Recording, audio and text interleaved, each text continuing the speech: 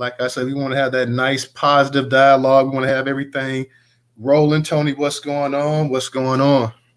So I know everybody's been seeing this whole thing going on with Shanquella Robinson, man. This has just been heartbreaking. Everybody's still waiting on the authorities to charge the people, the Mexican authorities that like they can't do nothing. The United States, the American authorities not doing anything. It's just been a tragedy. I believe the sister was just buried the other day. So, there's been so many articles, man, that's been coming out that I don't even know which one on Newstoter. We got so many different ones to choose. And I just decided to choose one from Black Sports Online because there are literally dozens of articles on the actual site, man. I even heard people talk about that she was it was almost like a hit put out on the girl for $10,000 allegedly and all kind of stuff. I really haven't heard any explanation of why she was treated the way she was treated. It's just been, like I say, totally heartbreaking. So I just want to thank you guys for joining us tonight. I'm going to go ahead and we're going to get ahead and start hitting in these top 4 topics. DJ, is there anything you want to cover first, man? Let's shout out Carissa. I'm ahead back down the listener so I can listen on speaker while I'm driving, and I'll join the conversation later when I make it to the crib. Absolutely, sister. For sure. Hey, let's get on these black mayors and Hakeem Jeffries. That's okay.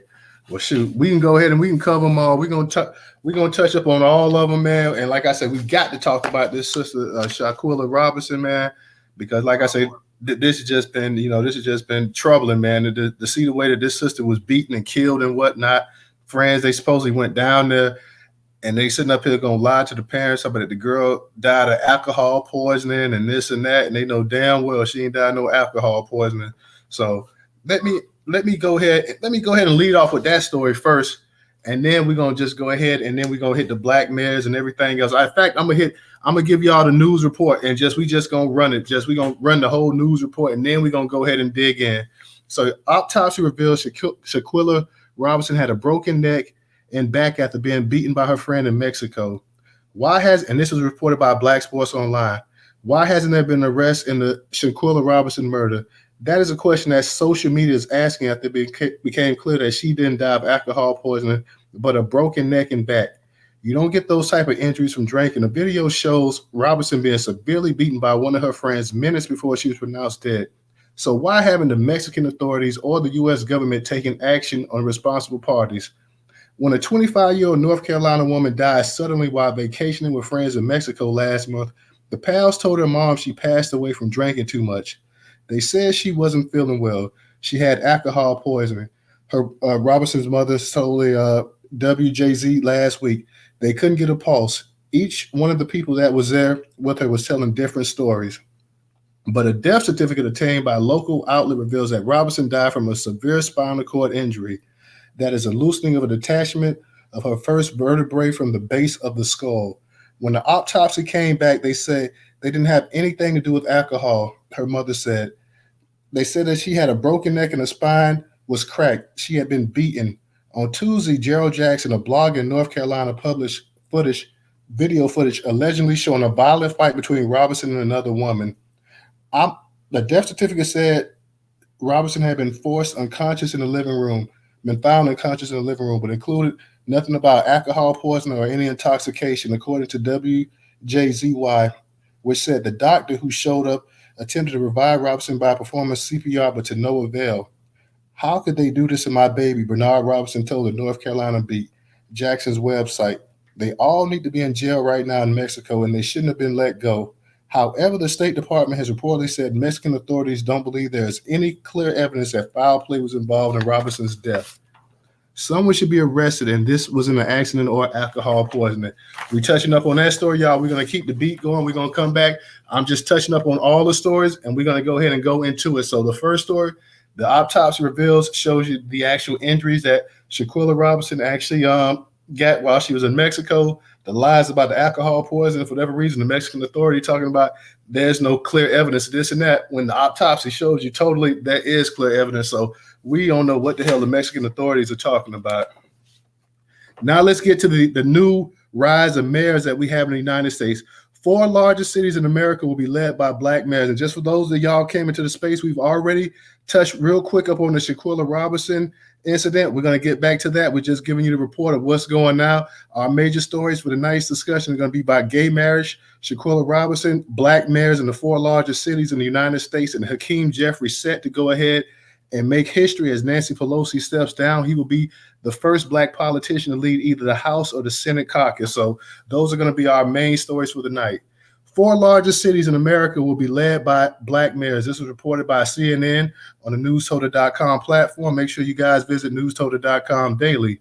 When Representative Karen Bass is sworn in as Los Angeles mayor next month, black people will be leading the 4 largest cities in America. As black mayors continue to win elections this cycle, we are excited for the first time the 4 largest cities, New York City, Los Angeles, Chicago, and Houston, are led by an African-American mayor. The African-American Mayors Association said on Thursday. Bass, a 6-time congresswoman who represents South and West Los Angeles, will be Los Angeles' first female mayor.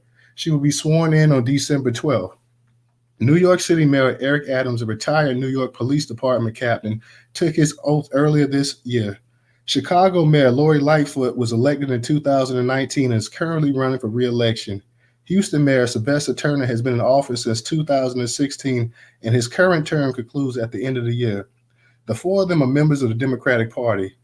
Phyllis Dickerson, CEO of the African American Mayors Association, said, "Black mayors bring a different perspective to public office and can identify not only the problems they have experienced, like the need for public housing and food insecurities, but solutions to those issues."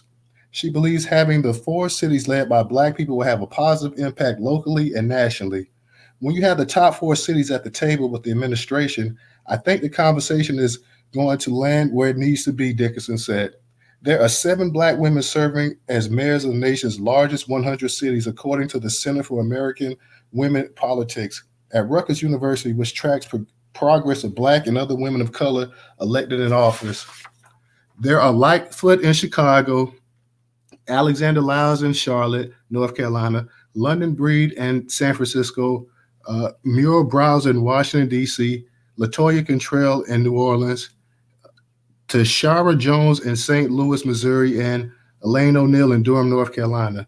But that number will reach 9 with Bass and Pamela Brown, who was elected mayor of North Las Vegas. There has been a wave of black women running for office in all levels of government in recent years. There were 145 black women who filed or indicated they were running for Congress in the midterm election. CAWP told CNN, a record after the 130 black women who filed to run in the 2020 election. Higher Heights for America, a political action committee that works to elect black progressive women nationwide, applauded Bass' win, saying it signaled a win for representation. Today's long-awaited election results reaffirm the notion that when given the opportunity, black women have the ability and the power to lead. Glenda Carr, president of the group, said in a statement. Carr said Bass' win was among many wins to be celebrated, but more are needed. A black woman has never been elected as governor, and it's a role that holds incredible power, she said. If Americans truly want to see advancement in progressive policy and diverse representation in our government, we have to invest in black women running in races, but investing doesn't just mean money. We have to invest our time, energy, and talents if we want to get black women candidates across the finish line. So that's the second story for the night. Like I said, we're just touching up real quick before we actually go in. That is the second story for the night. So we've already hit up on the Shanquella Robinson, and we just talked about the 4 black mayors that are now leading the 4 largest cities in the United States. So that is our second topic for the night. We are going to go in though. We're just going ahead and we're just letting everybody hear exactly what's going on as they come in the room in case they may have missed it. You guys, I just tested positive for COVID, so I may be a little bit out of breath today or whatever. I haven't really felt anything. I know I had some sinus issues a couple days ago or whatever, so I really haven't been down really outside of just having sinus related issues and congestion. So like I say, I may get a little winded, so forgive me, but we're going to go ahead and we're going to do what we got to do. Now I want to touch up on something in case you guys haven't heard. they had this bill that was just recently once again passed. It's called the Respect for Marriage Act. So we're gonna go ahead, and it's basically about same-sex marriage, gay marriage, however you want to define it or whatever. It says this is by CBS.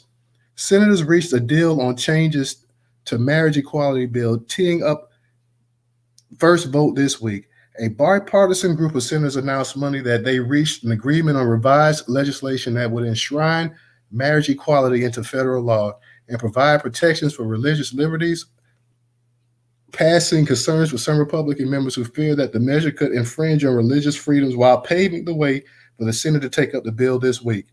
A joint statement from the group of 5 senators involved in negotiations announced that they have crafted common sense language to confirm that this legislation fully respects and protects Americans' religious liberties and diverse beliefs, while leaving intact the core mission of the legislation to protect marriage equality. The Senate negotiators are Democrats Tammy Baldwin of Wisconsin, Christian Sinema of Arizona, and Republicans Susan Collins of Maine, Rob Portman of Ohio, and Tom Tillis of North Carolina. They expressed confidence that the amendment to the legislation, the Respect for Marriage Act, has helped earn broad bipartisan support needed to pass our common sense legislation into law. Shortly after senators announced their agreement, Senate Majority Leader Chuck Schumer filed a motion to set up a procedural vote to advance the bill expected for Wednesday. No American should ever be discriminated against because of who they love, and passing this bill will secure much-needed safeguards into federal law, Schumer said in remarks on the Senate floor. The New York Democrat called the bill important and much needed, and said its passage is not a theoretical exercise, but as real as it gets. I hope for the sake of tens of millions of Americans that at least 10 Republicans will vote with us to protect marriage equality into law soon, he said. The rights and dignity of Americans depend on it. The bipartisan amendment unveiled Monday ensures nonprofit religious organizations will not be required to provide services, facilities, or goods for the celebration of same-sex marriage and protects religious liberty and conscience protections available under the Constitution and federal law, including the Religious Freedom Restoration Act. It also makes clear the bill does not authorize the federal government to recognize polygamous marriage and safeguards any benefit or status such as tax exemption, grants, contracts, or educational funding of an entity, so long as it does not arise from marriage. Finally, the amendment recognizes the importance of marriage, acknowledges that diverse beliefs and people who hold them are due respect, and affirms that couples, including same-sex and interracial couples, deserve the dignity, stability, and ongoing protection of marriage, according to the bipartisan group. The Respect for Marriage Act was one of Congress' first legislative responses to the Supreme Court's June decision ending the constitutional right to abortion. A concurring opinion from Justice Clarence Thomas left lawmakers worried that other Supreme Court decisions protecting the right to same-sex marriage could come under threat from the conservative court. The bill repeals the Clinton-era Defense of Marriage Act and safeguards interracial marriages by requiring that valid marriages are recognized regardless of sex, race, ethnicity, or origin. The measure easily passed the Democratic-controlled House in July with backing from 47 Republicans, and several GOP senators expressed support for the plan, raising its prospects of clearing the 60-vote threshold needed to advance legislation in the Senate. But some Republicans warned the House bill could infringe on religious liberty, prompting the bipartisan group of senators to begin working to find common ground on an amendment to satisfy those concerns. In hopes of garnering more support for the bill with religious liberty protections and clearing the way for its approval by the Senate, Senate Majority Leader Chuck Schumer agreed in September to postpone a vote until after midterm elections, which were last week. If the Senate passes a marriage equality bill with the amendment, the House will have to take up legislation once again. Okay, y'all, that was our third article of the night. Like I say, we're just going ahead for those that's coming to the room so far. We've talking about, and we're just reading the actual articles before we actually get into the discussion. We talked about Shanquella Robinson. We're talking about the 4 Black mayors that lead the 4 largest cities in the United States. And we just talked about the Respect for Marriage, which is basically by gay marriage, same sex. Some people even say they're throwing interracial marriage into that as well, too. So we want to go ahead and touch up on all these topics. I'm just going ahead and touching them up real quick before we actually dive into them. So thank all you guys that's coming in here. If you guys could, please go ahead and make sure you tweet out the space. I'm unable to do that because I am still on suspension. So, You guys, if you can, please tweet out the space and thank you to everybody that's coming up in the space. I see my dog Ray up in here as well too. So Ray, I'm sending you the co-host invite if you want to come on up and co-host. Peace, Black Majority State, and so many other guys that's coming up in here. Like I told the space before, I'm battling COVID right now, so I may lose my breath a little bit. I feel pretty good. Didn't even know I had it, so I just thought I had some sinus issues or whatever, allergy issues. So peace to everybody coming up in the space. And our last topic that we're going to touch, we're going to read real quick from Black Enterprises about New York Representative Hakeem Jeffries set to become the first Black politician to lead the House or the Senate. So yeah, any of you guys definitely, I want y'all to check up on this as well too.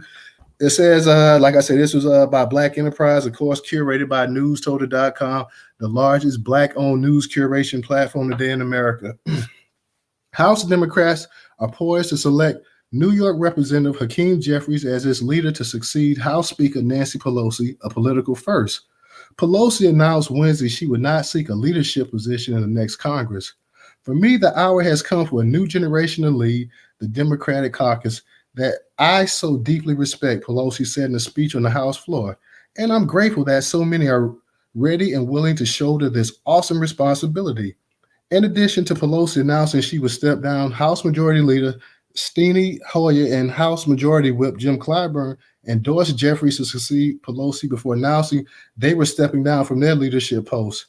Jeffries is set to succeed Pelosi, becoming the first new House Democratic leader in 2 decades and the first Black politician to lead House or Senate caucus for either party. Jeffries, a New York University and Georgetown University graduate, is a former corporate lawyer who has represented some of the country's most iconic Black areas. Additionally, Jeffries, 52, helped craft the message for Democrats around health care and taxes that helped the party reclaim the majority in 2018. Jeffries is a self-described progressive and unabashed critic of former President Donald Trump, calling him the Grand Wizard of 1600 Pennsylvania Avenue, who served as an impeachment manager at Trump's first impeachment trial. The politician's promotion will also make his hometown of Brooklyn, New York, a Democratic stronghold where Jeffrey lives less than a mile away from Senate Democratic leader Chuck Schumer. In a statement, Jeffries praised Pelosi, calling her the most accomplished speaker in American history, and our country is unquestionably better off for her extraordinary leadership, who was steady hand on the gavel during some of the most turbulent times the nation has ever confronted. In an interview with The Atlantic last year, Jeffries explained his political stance. I'm a Black progressive Democrat concerned with addressing racial and social economic injustice with fury urgency of now, Jeffrey said. There will never be a moment where I bend the knee to the hard left democratic socialism. Jeffries got his start in politics in 2006 when he was elected to the New York State Assembly. In 2012, Jeffrey was elected to Congress after defeating Carlos Barron. So now we have some of the old heads of the Democratic Party stepping down, getting ready to come on up here. This makes for a very interesting era. Which you got possibly, I know they say, I guess Clyburn must be stepping down as well too. So yeah, this is pretty interesting to see exactly how this is going to go. And he's set to make history as the first ever, leader of the House or Senate, being a Black person. So we definitely, and I just see somebody was lost connection there, but hopefully they'll come back up. I think that was Leo. So Leo, you get a chance, I'll send you back the speaker invite as well too. Guys, you're free to cover any of the topics we cover. You are free to go ahead and go in, raise your hand, ask any question, say any statement.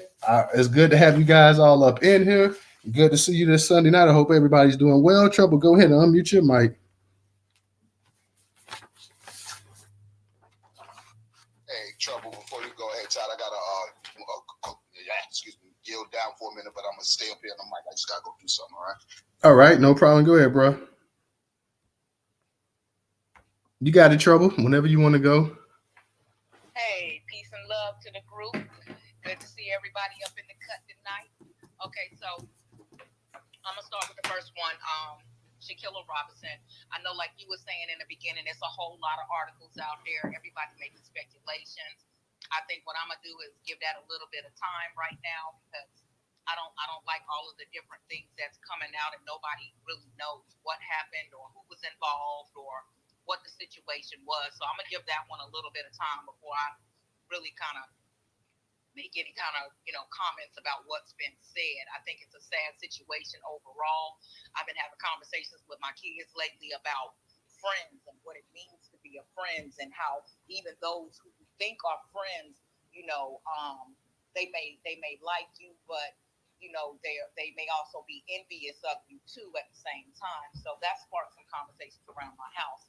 Um, the black mayors, as far as the statement that was put out, I really feel like we as a community, as a collective, really need to start getting a coalition together so that we can start placing ads, like I said before in another group, online, on social media, on radio, even on television, that speaks to what it is the grassroots and the black collective is looking for.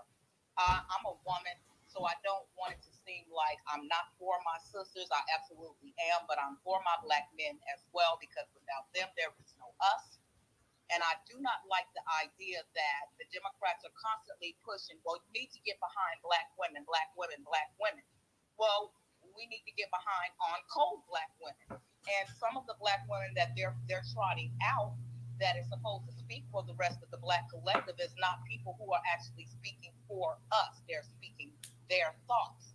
And I don't like that. Um, I don't understand why there's this constant push for one gender and not the other. Why not say black men and black women? What is so hard about that? So that's why I say we need to start placing our own ads and stuff so we can put that message out that you will not tear the black family apart. We're tired of it. Already, every time we look on TV and see a commercial or we see a show or a movie, you either have a black woman with a white man, or a black man with a white woman, or something that's other than black. To the point to now you even see the same sex couples more often than you see a nuclear family structure. So that's really, and we're not able to give that kind of pushback on a national level because of who owns everything, and it ain't us. So it's looking like this is what it is, and this is what's the reality, and that is not the reality. That's the false reality that they continue to put out and push. So we need to figure out how we're gonna push back on that narrative. And I think that going by way of ads all over the place is a start at least. As far as the gay marriage is concerned, for when they first brought that up during Obama's inauguration or whatnot, during his time of trying to become president, I guess my thought process has changed a little bit, because at that time I always felt like it's none of my business. People who love who they love deserve to be married to whoever it is that they love, because to a certain degree, if you are forced to hide in a closet, then that leads to other things. If you're feel safe enough to be able to come out, then maybe that'll shut some of the BS down with all of the back and the forth. But when I look at it now, and I, to a certain degree, I guess maybe I feel the same way, but more or less don't really care. But I care in the instance of when you look at it from the perspective that what that also does is it allows gay couples to continue to be able to adopt children. And they allow more gay couples an easier access to our children than they do our own people. It's easier for two gay white couples to be able to adopt the black children and then indoctrinate them with their perversions than it is for a whole black couple to be able to go out and adopt black children. And so that's kind of annoying when I look at it from that aspect right there. Um, it was something else about that really kind of annoyed me on the whole, gay marriage thing. Oh yeah, with the Democrats, it's also about the interracial marriage as well too. But the funny thing about it is they've been pushing so they claim, for abortions forever, and they never thought to codify it, or however the word is. So in the midst of all of this pretense about the abortions, why come they didn't codify that, but they rushed to codify gay marriages over that? So I found that to be a little bit funny, a little bit flaky, and I'm gonna land my plane right there. All right, Trouble, appreciate it. You definitely were on fire on there. You made quite a few great points on there. Um, you missed I don't know if you want to touch upon the situation with Hakeem Jeffries. Like I say, Nancy Oh Pelosi yeah, stepping down. Go ahead, sister. I'm sorry, I forgot about that one. When I used to see Hakeem Jeffries inside the congressional settings to where he's asking questions and he's doing ABC, I always liked him. I don't know what his record is as far as the issues that he championed, but I've always kind of liked him. He's always kind of given them that work a little bit. I would prefer him over Jim Clyburn. Sorry, y'all, I'm sitting here stuffing my face with a pizza. Um, because I live in a state with Jim Clyburn, and so I would prefer not to have him with his Uncle Ruckus behavior into that type of setting. He's old, he's been there forever, and I'm a firm believer that we need to start setting limits on how long these people are there. We do need some fresher blood, and even though Jeffries is 53, he's still not as old as Jim Clyburn. So that's all I have to say about that. Thank you, sister. And just touching on the Shaquilla Robinson thing, like I said, I believe she was buried the other day. And Kyrie Irving, I saw he made a significant donation to the family.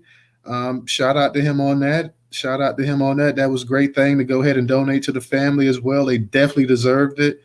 I hope that they get justice for the young lady.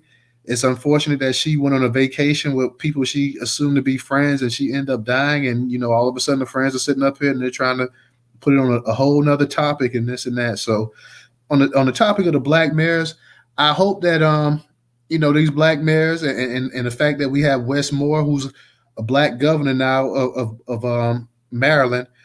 I would like to see some of these black people holding key positions actually do something for their people and just not be mouthpieces for a party. Now that we keep talking about that, it's great that you got this coalition of black people in politics and this and that and representation and this and that, but representation doesn't mean anything if there's nothing tangible coming out for our people. So it's great and it's nice to see, but we're beyond the point of living vicariously through these people. So we want to go ahead and we want to see some work put in there. We talked about this before in other spaces. Say what you want to about his personal life, but Marion Barry went out there. He got contracts for black businesses. He did things for black people in his area. DC thrived under his leadership and stuff like that. It's unfortunate that he had the issues with drugs and stuff like that, but getting off of his personal life, he and also the oh my God, his name always, I don't know why. I forget the mayor. We just talked about him. The mayor, they used to be the mayor of Atlanta too as well. They were actually they are actually people that actually went out. Yeah, Maynard Jackson. So if we're gonna have people, like I said, that's gonna go out there and gonna, do things for black people the way that those two mayors did, Jackson and Barry, then yeah, we're all for having black mayors. It's great that you like I say, you're the mayors of these large cities and stuff, the four largest cities in the United States of America. So I more power to them, like I say, but we don't just want them to just be a mouthpiece for the Democratic Party. Go out there and try to solidify some things. Get some things specifically for Black Americans and stuff. Contracts for Black Americans, and I'm not talking about minorities and unrepresented groups and stuff like that. Just like he went out there and did it, Marion Barry, do things for Black Americans, and then we can sit up here and we can pat each other on the back and tell you how great you are. But until then, like I say, this has to be more than just a token. Go ahead, original.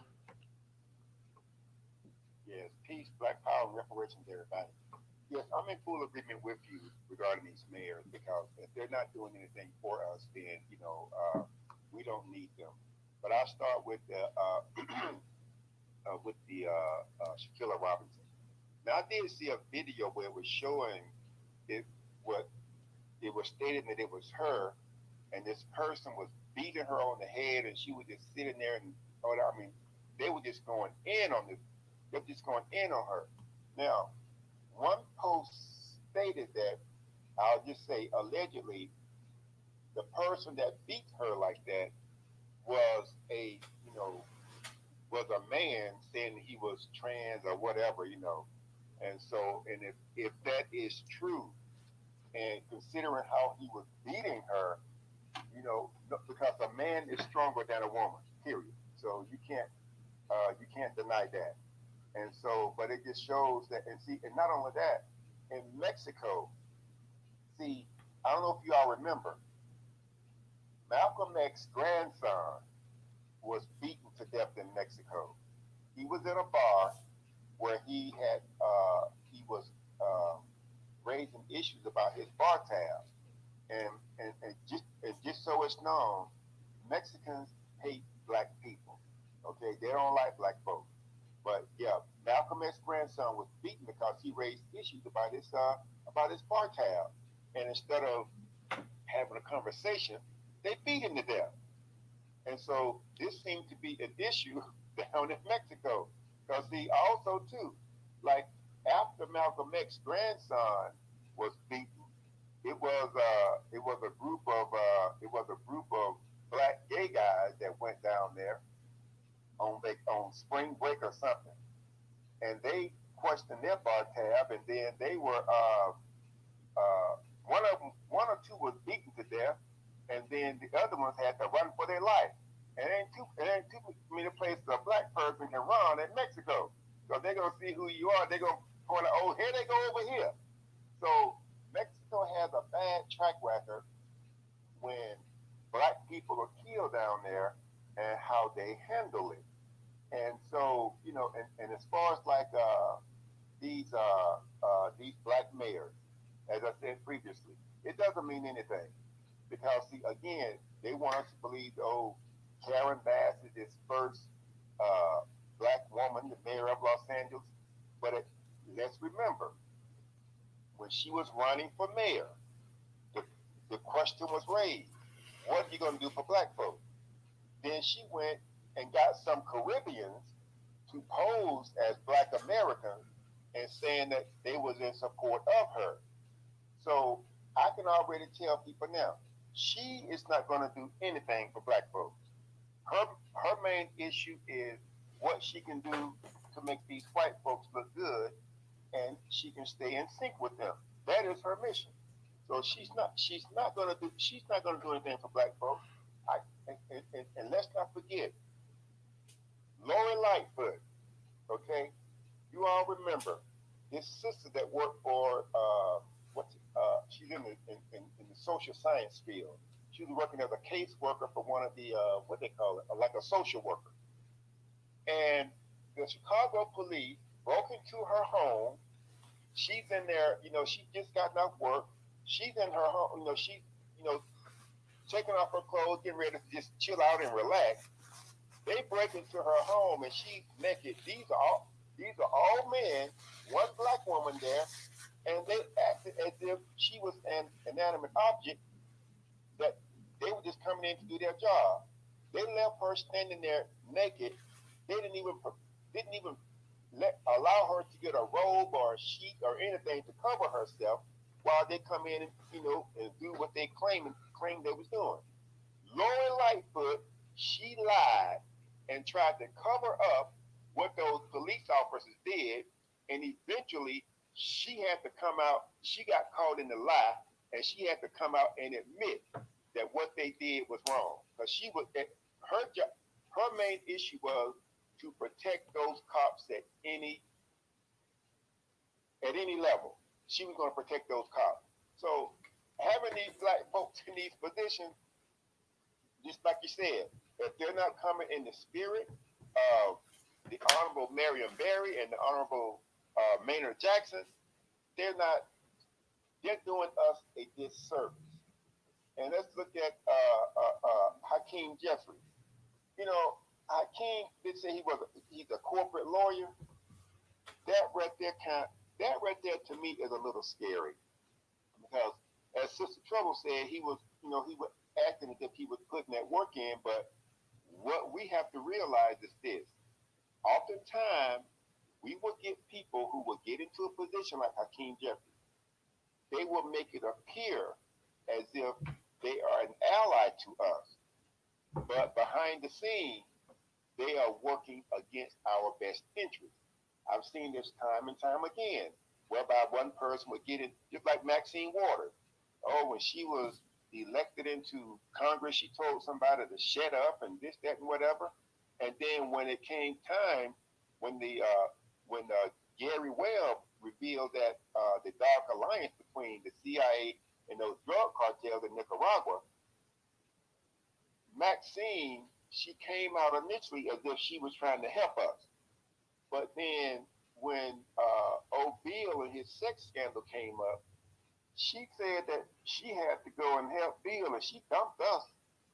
Didn't give a damn about what we were going through in Los Angeles, black folks being murdered. But there was this one sister, she was an elder sister, and I went to. Sorry about that. Somebody must have hit the mute button. Go ahead, original. Okay, I don't know where it stopped. I just said, well, No, go ahead, bro. You got it. Somebody hit it. One of the co-hosts hit it on accident, but you got it. Okay. But no, what I was saying is that, see, Maxine pretended to be an ally to us. But see, during that CIA drug scandal, she dumped us and went over there to try to save Bill Clinton, those stink butt. And so, and see, and she knew the ramification that those drugs had caused, what they had caused in Los Angeles. Because I went to help this elder sister out once, and her husband was incapacitated, but she cared for her husband. And so she said that it had been a shooting, and she had called the police, and the person who died on the side of her house, she said that body laid out there for hours before the police came over.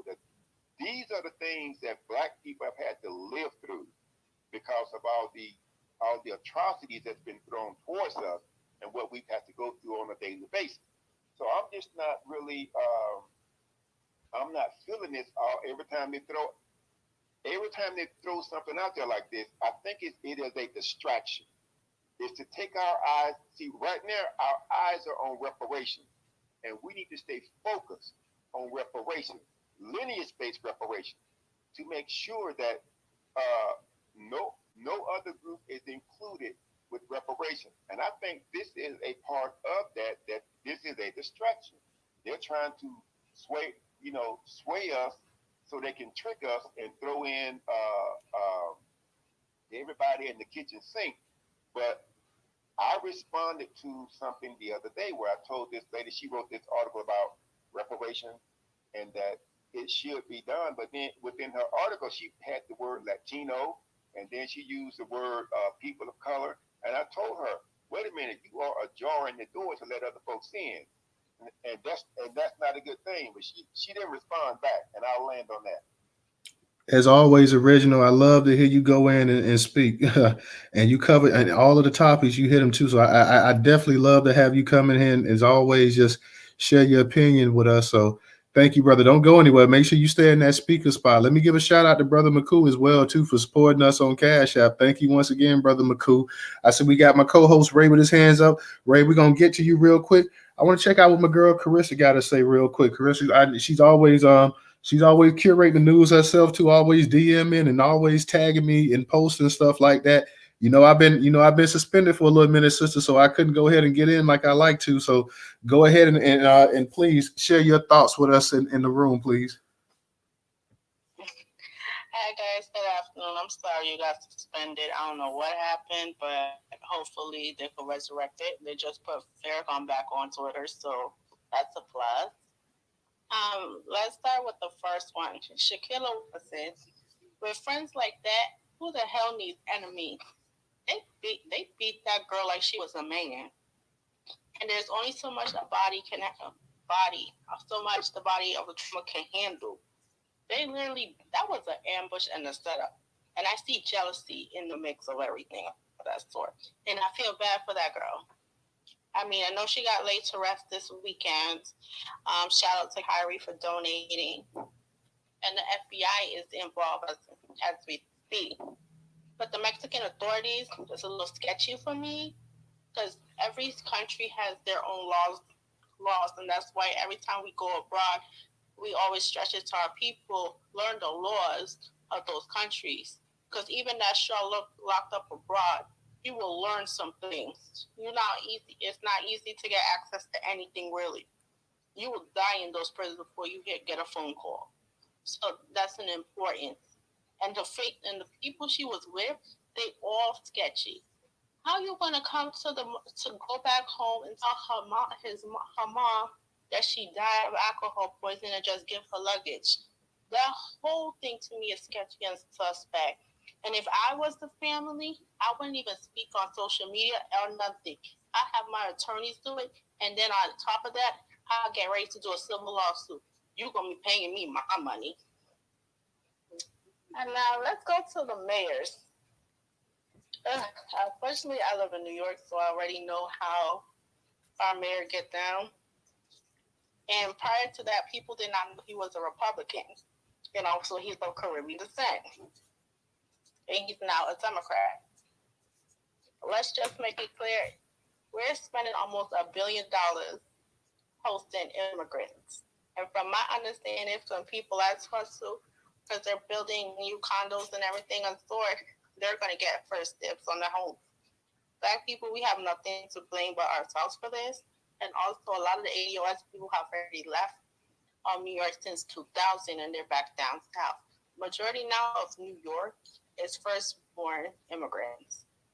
And also here in New York, the Latinos has surpassed the white people here. So they're protected. This is sanctuary state, unfortunately. As well as Chicago with Mayor Lightfoot. I feel bad for her because she is trying to do some good to help put money for Black people, but the Hispanic community is attacking her very hard. There is one guy there who wants to run against her. He's also in the same community as her, but he goes on Fox News as much as he can to discredit her as much. Also, Black Chicagoans, you have to wake up and pay attention to what's going on in the politics because Mayor Daley already made this a sanctuary state, and the Hispanic community is already gone to flip Chicago into California, and that's a big warning. As thing for California mayors, if any person Black there, you need to leave. You have no rights or anything over there. It's Hispanic territory as well. So you might as well just up and leave. The taxes are retarded. And also, from my understanding, Gavin Newsom and Nancy Pelosi are related. So anything with LGBT, anything with immigrants, they will be on front and first with that. Hakeem Jeffries is from New York. However, I wouldn't even trust any of them because as it came out back in 2016, you hear the Negro vote, but you do nothing for the Negroes. You get what I'm saying? We had a 20-year delayed reaction for Hillary Clinton back in 2016.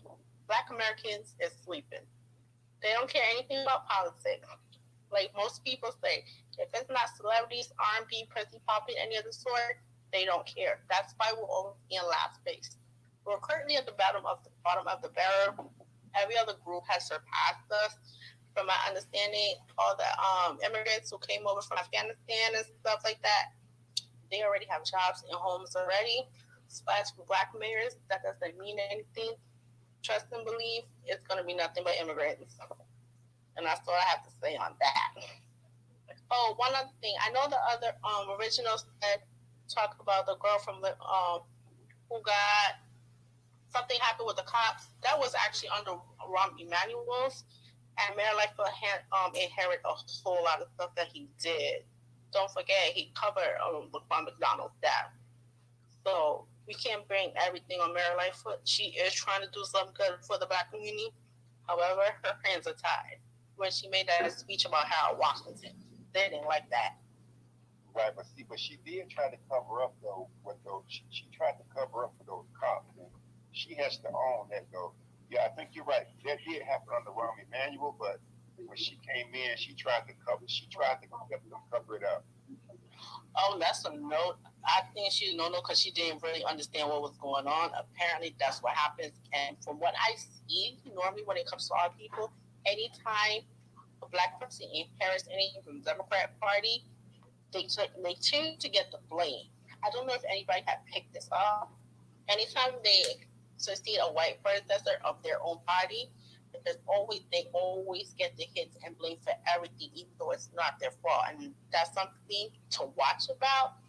But you have different immigrants now. You got 9 different Nigerian immigrants who are in politics. That's another problem. We have to recuperate. We have to go back to the drawing board and push our own people and move in silence. Because right now, the more we keep voting Democrat, the more the bottom of the barrel we become. And with the wealth being how it is we have no choice. It's either reparations or nothing. And my other thing is either start looking for IRA accounts to put money in there. Get your life insurance together. Just don't tell anybody what you're doing. We also have to practice economics in the home, starting with the kids are young. If you have a business or anything of the sort, teach the kids the business aspects so they can learn it, so they don't have to sell it. That wealth stays in with the family. Thank you, sister. You made some great points as well too. And anybody in the space that knows anything about Hakeem Jeffries as well too. I've heard about Hakeem Jeffries, but I don't really know his political points of views that well. So if anybody in the space knows anything about the brother, please come on up here and grab the mic and speak. We would love to hear more about it. Ray, what's going on? I see you got your hand up. On everybody. I'll be real brief. So I don't know about this Hakeem Jeffries person, like you said, but from what I understand, is he going to be replacing Nancy Pelosi? Yeah, well, he's going to be Nancy Pelosi stepping now, so they believe that he's going to be that basically he's going to be the first black politician to lead the House or the Senate caucus. Okay. So my thing is with that, these people don't just voluntarily give up power. I don't know if the family's heard, but there's an investigation that's going to be launched against Biden.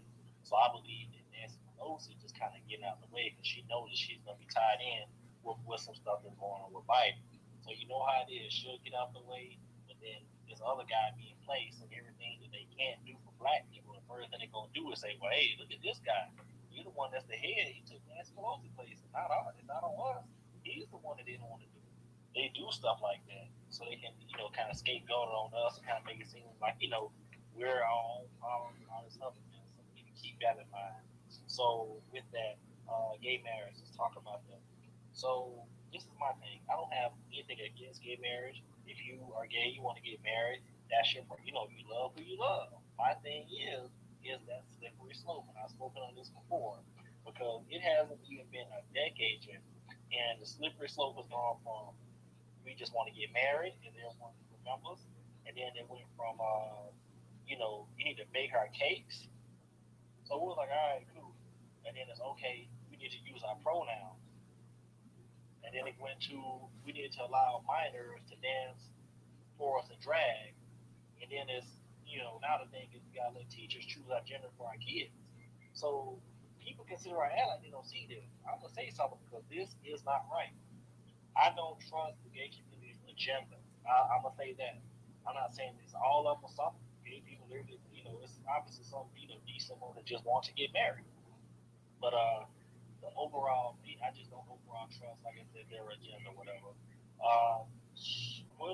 The girl, I don't know how to pronounce her name, but the young lady that was killed in Mexico, man. Obviously, as they're trying to, we have to all watch who we call our friends, man. The way that girl got beat, and the way these people are doing all this explaining, talking about, what they say she died of? They say she died of. They're trying to tell me she died of alcohol poisoning. Yeah, thank you. Talking about she died of food poisoning. Then why is her spine broken? If she died of food poisoning. No, they try to say alcohol. They're trying to say that she got so drunk that she drunk so much that she died of alcohol poisoning. Yeah, I'm sorry. I just say food poisoning again, my bad. But if they're saying it's alcohol poisoning, why is her spine broken? Like, this stuff isn't making any sense. And I saw one of the guys that was there with her that night. He's on social media, put his hand on the Bible, swearing he ain't got nothing to do with it. You ain't got to convince us. You got to convince that judge. I mean, you got to convince the people that's going to be judging you behind. But, I'm a land right now. I'm going to keep it real quick. Keep it real short tonight. I'm hoping that this Hakeem Jeffries player for this guy, does something. Does something. But I feel like they just really set this guy up for a downfall. I land there. Yeah, man, it's crazy. And then too, from my understanding, like I say, because there's so many different stories going on about this. Like I say, I could literally post, 10, 15 stories just off of Newstoter.com about this actual situation and stuff right here. To my understanding too, that the girl was actually asleep while she was being beaten and stuff like that. So, like you said, how in the hell? First off, people don't get their spines messed up and skulls cracked from alcohol poisoning, and the fact that the Mexican authorities and original made a very valid point when he's talking about when you go to Mexico, and let's be for real, when you go in a lot of these Latin American countries, and you black, you're not exactly they're not exactly you're endeared to these people here. They look at you almost as a low level, low class type person. Of course, I'm sure if you're a famous black person, you're Shaq or you're Michael Jordan or whoever, and you got money, you're known worldwide or whatever, they'll treat you differently. But just the average Joe Smo, one of us that goes over there in one of these Latin American countries and stuff like that, you have to be very, very careful about how you do it. And I'm a Black Pressure. Damn, I see Black Pressure. We losing him. Black Pressure, when you get a chance, come back up here, bro. I see you having connection issues as well, too. And also, when we start talking about, like, I'm a little hesitant when we start seeing these black people in these political positions and these higher up positions as well, too. And I say that because it seems like the higher up the black person is, the less power they are, the less power they actually have. The first thing you hear other black people say, well, you can't, like, whether it's Obama, whether and she's black sometimes, but Kamala Harris or even some of these other people that's elected or whatever, you always hear the same thing, that that they're not just here for black people, they're here to represent everybody and all the other people and this and that. So it seems like a lot of times when you have these black people in these higher positions, whether it be the president of the United States, whether it be somebody like Jim Clyburn, who's supposed to be the third or be the most powerful black person in politics and this and that or whatever, you always seem to have an issue and an excuse that these people can't do this or do that for black people because they have to worry about each and everybody else, and that they're not only here because of black people, they're here because of all the other constituents and this and that or whatever. So you got to kind of hold this thing and just kind of look and see what's actually going to happen, because like I said, whenever you have one of these black people, and it's going to be interesting to see also with this Moore fellow up there in Baltimore, what he's going to do, because Baltimore is a very black state. So I want to see exactly what's going to be the excuse or whatever, or the rationale, if he doesn't do things for black people.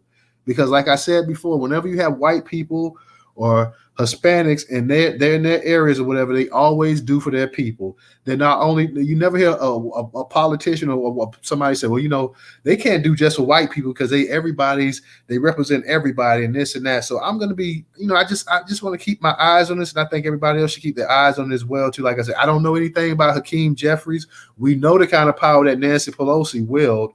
Okay.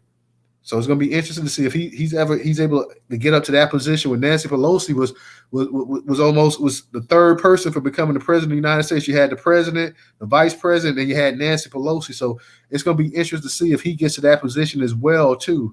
But I just want to see exactly what everybody's talking about. You got some of these older heads now stepping down, as well they should. They're 80-some years of age or whatever. Nancy Pelosi's 80-some years of age. Jim Clyburn's 80-some years of age.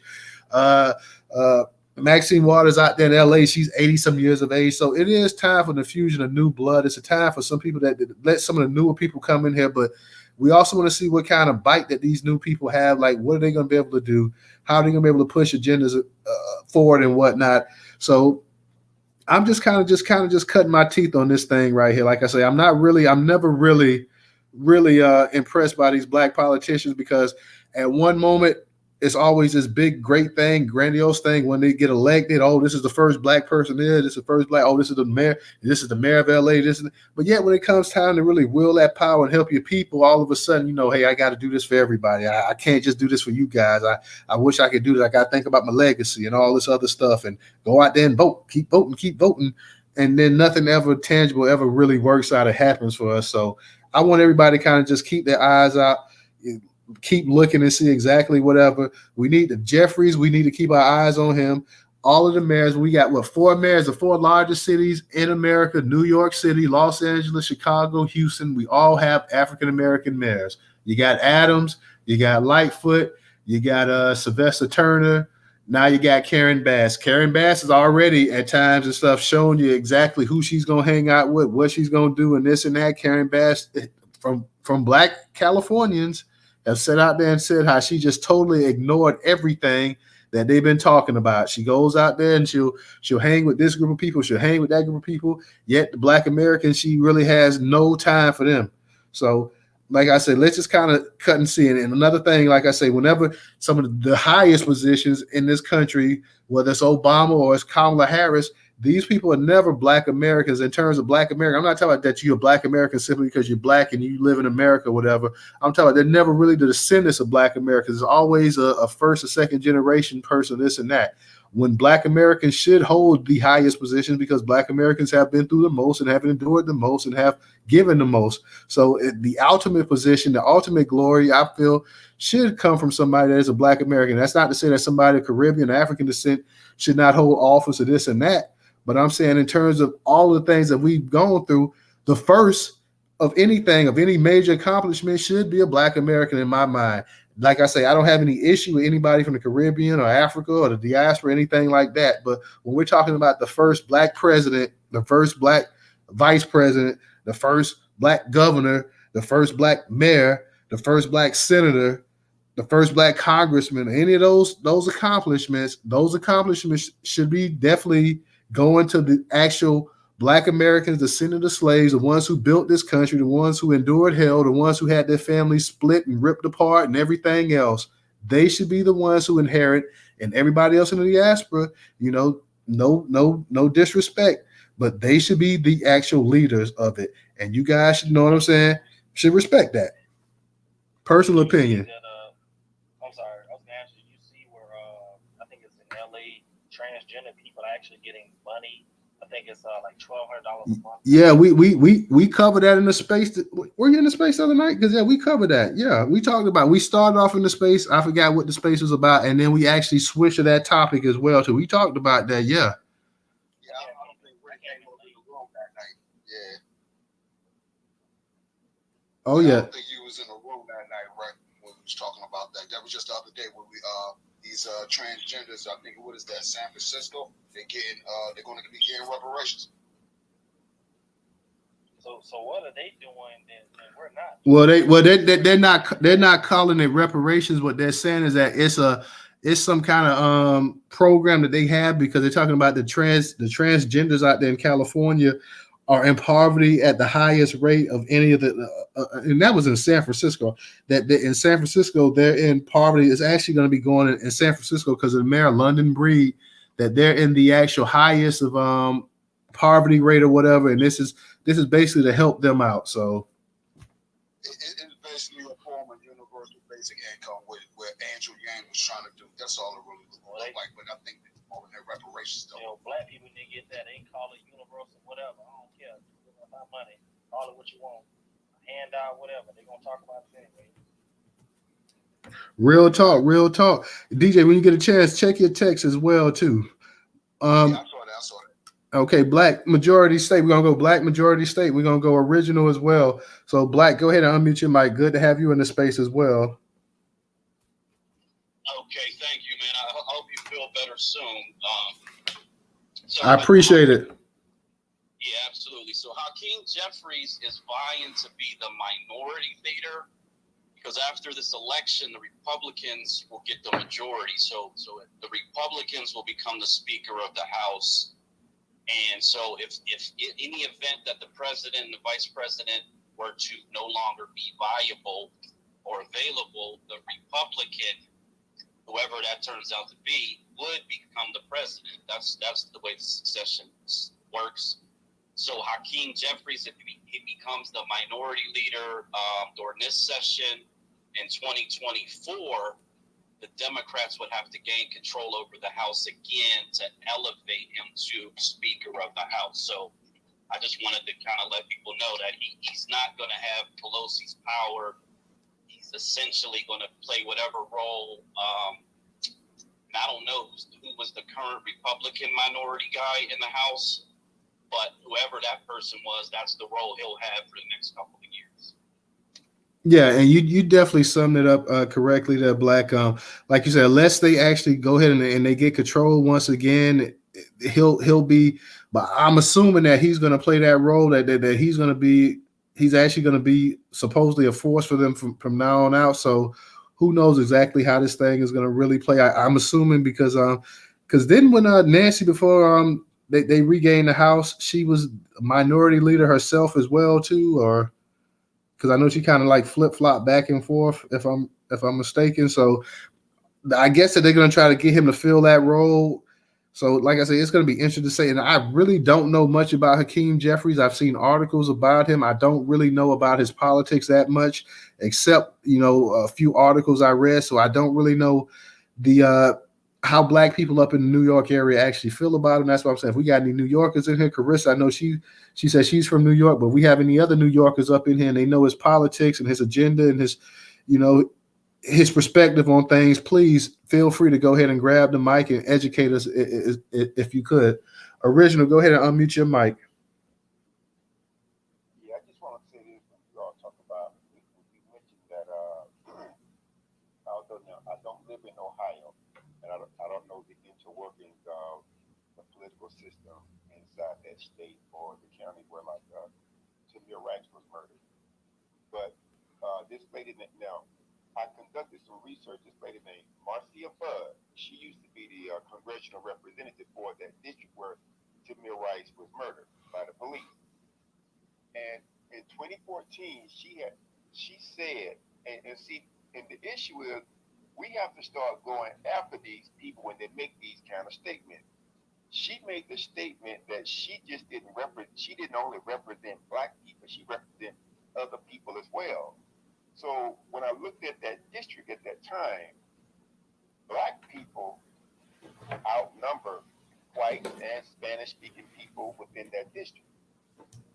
And so my concern is that she don't see a lot of these people, they do not have an issue coming out saying what they're going to do for, I would say, the gay white community and the illegal aliens and people like that. But it's only when black people rise up and say, look, we need our issue addressed as well. Then they start hemming and hawing, not wanting to do anything for us. And see, and when Tamir was murdered, as far as I can remember, I don't think she contacted the family. She may have, and I may have missed it, but she just put up like a letter stating, she was, she was sorry about what happened and blah, blah, blah, blah, blah, as Blase said. And I'm like, see, when things like that happen to black folks, you don't hear from these people. It's as if they have been given an edict that you do not say anything, mention anything about black folks. You concentrate, because y'all remember when Cory Booker was running for the White House and Charlemagne was interviewing him. This is how he died so quickly. Charlemagne asked Cory, said, what is your plan? What is your platform for black people? Cory kind of chuckled. And then he said, and then he saw he was in trouble. He said, I represent everybody. That has been their go-to statement for decades. And so now that they see we are waking up and we hip to the trip, they're trying to figure out how they're going to be able to still talk to us and not do anything for us. But that's not going to work now because we want our reparations check and other tangibles that goes along with it, and we ain't stopping until we get it. And I'll end with that. And see, that's what I'm talking about. That everybody talk right there. Now, if he was if you had a gay candidate that just won and they asked, and you had the LGBTQ community ask a question to him, he would go ahead and tell you exactly what he plans on doing for the LGBTQ community, and nobody would have an issue with that. I find it also crazy too, the fact that when we're talking about the gay marriage, the Respect for Marriage Act or whatever, somehow we get interracial marriage tied in there. And it's like it's always a way of trying to tie something black into it. Because when we think about interracial marriage, nobody really thinks about white and Asian or Hispanic and Asian or whatever. When you think about interracial marriage, let's be honest, you think about black and white. So I find it, a little bit strange, the fact of the matter that something that's really tied in about same-sex marriage somehow, once again, actual black people get tied into that. So it's like we can always find a way to go ahead and connect the dots with black people and other groups and stuff like that. So I just I just find that strange right there, that somehow once again, because black people, were getting killed for even at one time in this country for even looking at a white woman or something like that. Black men were. Now white men, because I believe the first interracial marriage you had in this country was between a white man, and a black woman here in the South and whatever. But a black man would get killed for even looking at a white woman or something, and especially in the deep South back in the 50s. You could find a white man somewhere that could possibly marry a black woman. He'd be outcast and this and that, but nobody was going to kill him. So the fact of the matter that we can somehow still, when we're talking about this respect for marriage thing, and we're going to somehow tie the black race and interracial marriage to it when it's really about same-sex marriage. Because like you say, if people want to get married, I'm not a supporter of it myself. I believe that marriage is between a man and a woman. That's my personal opinion, but it is what it is. If they're gonna have them marry, I can't stop it. I'm still about black empowerment, but if they're gonna do that, that's what they're gonna do. I think, like I say, marriage should be between a man and a woman, but that's my personal belief. But it's always funny that when we get down to something like this, when we always want to get something to pass, or we always want to get that tear jerk reaction, we can always use black people's pain, and we can always tie it into something else to give it legitimacy. And that's a way of doing it right. Nobody know damn well nobody with all of these mixed kids running around, the damn NBA, the NFL, half of these actors in Hollywood and this, they know damn well nobody's talking about overturning interracial marriage. Okay. The big mouth Clarence Thomas sitting up there in the Supreme Court, he knows damn well himself he's not going to overturn interracial marriage. So let's just knock it off. It's just another way of tying something black into something. The same every time whenever it's something about somebody's in pain and this and that. Well, how do you think you feel if you was black? Oh, how do you think the black? Isn't that what y'all talk about? This and that. It's just nonsense. It is just complete nonsense. Now you got a way of tying it. The same thing with the damn abortion talk. All these black women dying from not getting proper care, maternal deaths and everything else, and we've done spaces on that. We talked about the number of black women that died compared to everybody else. Now all of a sudden, goddamn abortion is going to rescue people. Abortion, which kills life, is somehow going to repair black women's health. It's just nonsense. And you got black people that sit up here and go along with this BS. You got black women to sit up here, and black men as well too. Let's not make it on black women. You got black men to sit up here as well and tell you that Planned Parenthood is the best goddamn thing that ever happened. Like, are you serious? Oh, yeah, well, thanks to Planned Parenthood, now we can get our juice and whatnot. I mean, holy shit. Like, are you serious here? Are you really being serious here? So without Planned Parenthood, we can't provide a prenatal health to women? I mean, what are we talking about here as black people? We done got so hooked up with these parties and stuff right here that we can't even use our heads anymore. Anybody can take black pain and use it and profit it. But black people, anybody can do it. Brother McCool, brother, what's going on? Glad to have you up in the chat as well. Thank you, brother. Go ahead and unmute your mic. What's going on, family? Everybody in the space. Hope y'all can hear me. Had to step outside. I'm actually in labor and delivery right now. My wife had my child. Oh, okay. Congratulations to my man here. Okay.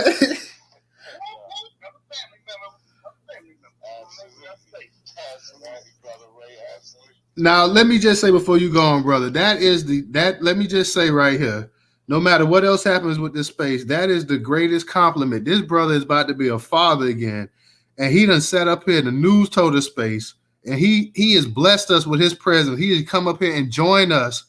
My man's donated on Cash App to me. He comes up in the space while his wife is finna have his. I'm done. I'm falling back. You got it, bro. I can't say no more. I'm done. Man, I love y'all, man. I love my black family, man. So, Be more codified. Get that t-shirt. BeMoreCodified.com, y'all. Yeah, Be More Codified. Make sure you put that in the Jumbotron, please, bro. I definitely will, y'all. But it's a pretty exciting night for me. I'm happy y'all having this space. I seen getting married, so I start straight from the top. But when it comes to this topic, it's not about belief with me. It's about knowing, my father told me a long time ago, sex has 3 elements. And if it doesn't have one of these elements, it's not sex. And of course, we all know what two of the elements are, a vagina and a penis. But the third element, which is so important, my baby girl coming here tonight, the possibility of an offspring. If you ain't got the possibility of an offspring, it ain't sex. So when you even talk about something called same-sex marriage, I don't even know what that means. That's confusing to me. So it ain't even no such thing as same sex, because if it ain't a possibility of an offspring, you can't have a child. And this is not Brother Muko talking. This is science. When your baby is in the womb, like my baby is in the womb coming out right now, if my wife's blood mixes with my blood in that womb, then that baby is miscarried. That's science. That's not Brother Muko. Okay? So what that proves right there is that the father gives the bloodline and the mother controls the destiny of your child. Meaning if you ain't right with your mother, boy, you ain't never gonna be shit. So to go to the second, the Shanquella Robinson, I mean, this is such a horrible thing, but I always say you playing with fire when you are playing a land of make-believe. And that's when you try to make a boy a girl or a girl a boy. You know what I'm saying? You're playing in the world of make-believe. We're men and women for a reason. We are unique for a reason. Women do shit that men can't do, won't ever be able to do, and vice versa. We need to start respecting them lines and start down to the black mayors. I'm up here in Baltimore, Maryland, and not we, some elected this bootlick of a mayor that we got, governor that we have up here. And I know it's mayors, but he black. And unfortunately, they use a lot of these brothers and sisters that don't have no knowledge of the ground or the terrain that they're about to embark on. And so they're at the mercy of these white supremacists that we see all around us in the DMV area, everywhere, controlling the scenes and trying to. But what I will say is this. We got Marcel. We got many young other candidates like himself with the zeal that is needed to make change. And the only way we're going to change this is not revamping this. This is the revamping of a fucked up system, what we seeing right now. Got a black woman in goddamn Mexico get beat by a transgender male. This is disgusting. But what I will add, and I'm gonna land my plane with this. Just like me, I'm concentrating on making this world better than what it was the day I arrived back in 1974, November 18th. You know what I'm saying? I think we all should make that our focus. And I mean, stay laser beam focused on that. And make it better for our children that's coming. And then teach them by example and by action. Because if they don't make the world a better place than what it was the moment that they coming in, then we're doomed to repeat this cycle over and over again, like it's been repeated in the last couple thousand years that we know for sure. So I land my plane right there. I love y'all family, and I'm gonna get back to this beautiful wife of mine and my child. Peace, brother. Thank you. And make sure you tell the missus we all said we send our love to her. We definitely send our love to her, man, and bless both of y'all, man. We so happy for you, man. Thank you for coming into the space tonight. Like I said, that was just that was a beautiful thing there, brother. Like I said, I appreciate that so much. And like I said, we just, you know what I'm saying, let us know when that little one come and whatnot as well, too, man. Make sure you tweet that out. When man tweets that out, y'all make sure y'all follow Brother Makuga. When he tweets that out, y'all go ahead and please retweet it out as well, too. We got us another little reparation that's on the way here. So that's definitely a beautiful thing. Anybody in the spot that's from Houston, man? Anybody, can y'all tell me anything about Sylvester Turner? I've heard just a little bit about Sylvester Turner, but if we got anybody that's in Texas, and then we have a man, Black Pressure, up in there, but Black Pressure ended up, I think he was having some connection issues. So Black, if you get a chance, definitely come back up in here. I want to hear a little bit more about Sylvester Turner as well too. DJ, what's up with you? Are you in the spot right now? Yeah, everything good. I'm over here. Hey, everybody, getting the Jumbotron. Support brother McCool right there that just spoke. Congratulations to him and the family. You know what I mean? For the Black Breaking Bunch. You know what I mean? That's their new name. You know what I'm saying? For BMO. But yeah, get in the Jumbotron. Support the BMO Codified agenda where. Get your T-shirt and then see they got that sale going on. So you better make it, while it's hot before it's all over and gone with. Because the shit is fire. You know what I mean? But go ahead though. No, yeah, man. And no, and you and actually I forgot about it. Like you're in an actual city too with a black mayor. Like you might not be in like one of the large. Yeah, that's what I'm saying. Let's talk about the black mayors first. Yeah, go ahead, man. Because the sister Shanquella, I think that's how you really pronounce it, saying. But we say Shanquella, you know what I mean? Our vernacular English or whatever. But Shanquella Robinson, it's real sad what happened to the sister. I started to watch the video and I said, just get this vibe, man. Nah, this ain't good for you, my mental. As far as like, wanting to see something like that happen to one of our folks or whatever the case be. And like Houdini said, friends, how many of us have them? I gotta come with a song and shit. So with that being said, man, you gotta pick and choose your friends wisely. You know what I mean? Shout out to my day one friends. I'm cool with just about all of them, and I hope to be cool with all of y'all moving forward in the future because all we got is each other. You know what I'm saying? At the end of the day, and then it don't matter if we don't talk on the space moving forward here. Hey, if you call me like, yo, DJ, I needed some technical help or whatever the hell, I'm gonna do my best to help you. You know what I'm saying? And I hope the the return is reciprocated, as they say. But for these folks to sit here and lie to Shanquella's parents, you know what I'm saying? They should go to jail for that. Like you said, I think Ray, you could be on social media all you want with your hand on every Bible and Quran and Torah. They ain't got nothing to do with us. You know what I'm saying? You're gonna have to tell that to the judge and to the prosecutor. You know what I'm saying? Because your ass going to jail either way for being an accomplice to murder. You know what I'm saying?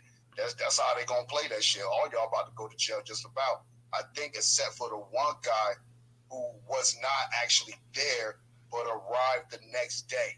He caught a flight the next day to actually go meet up with them and obviously take it from there. I wish I haven't heard anything about that. But it's a real tragedy what happened to the sister.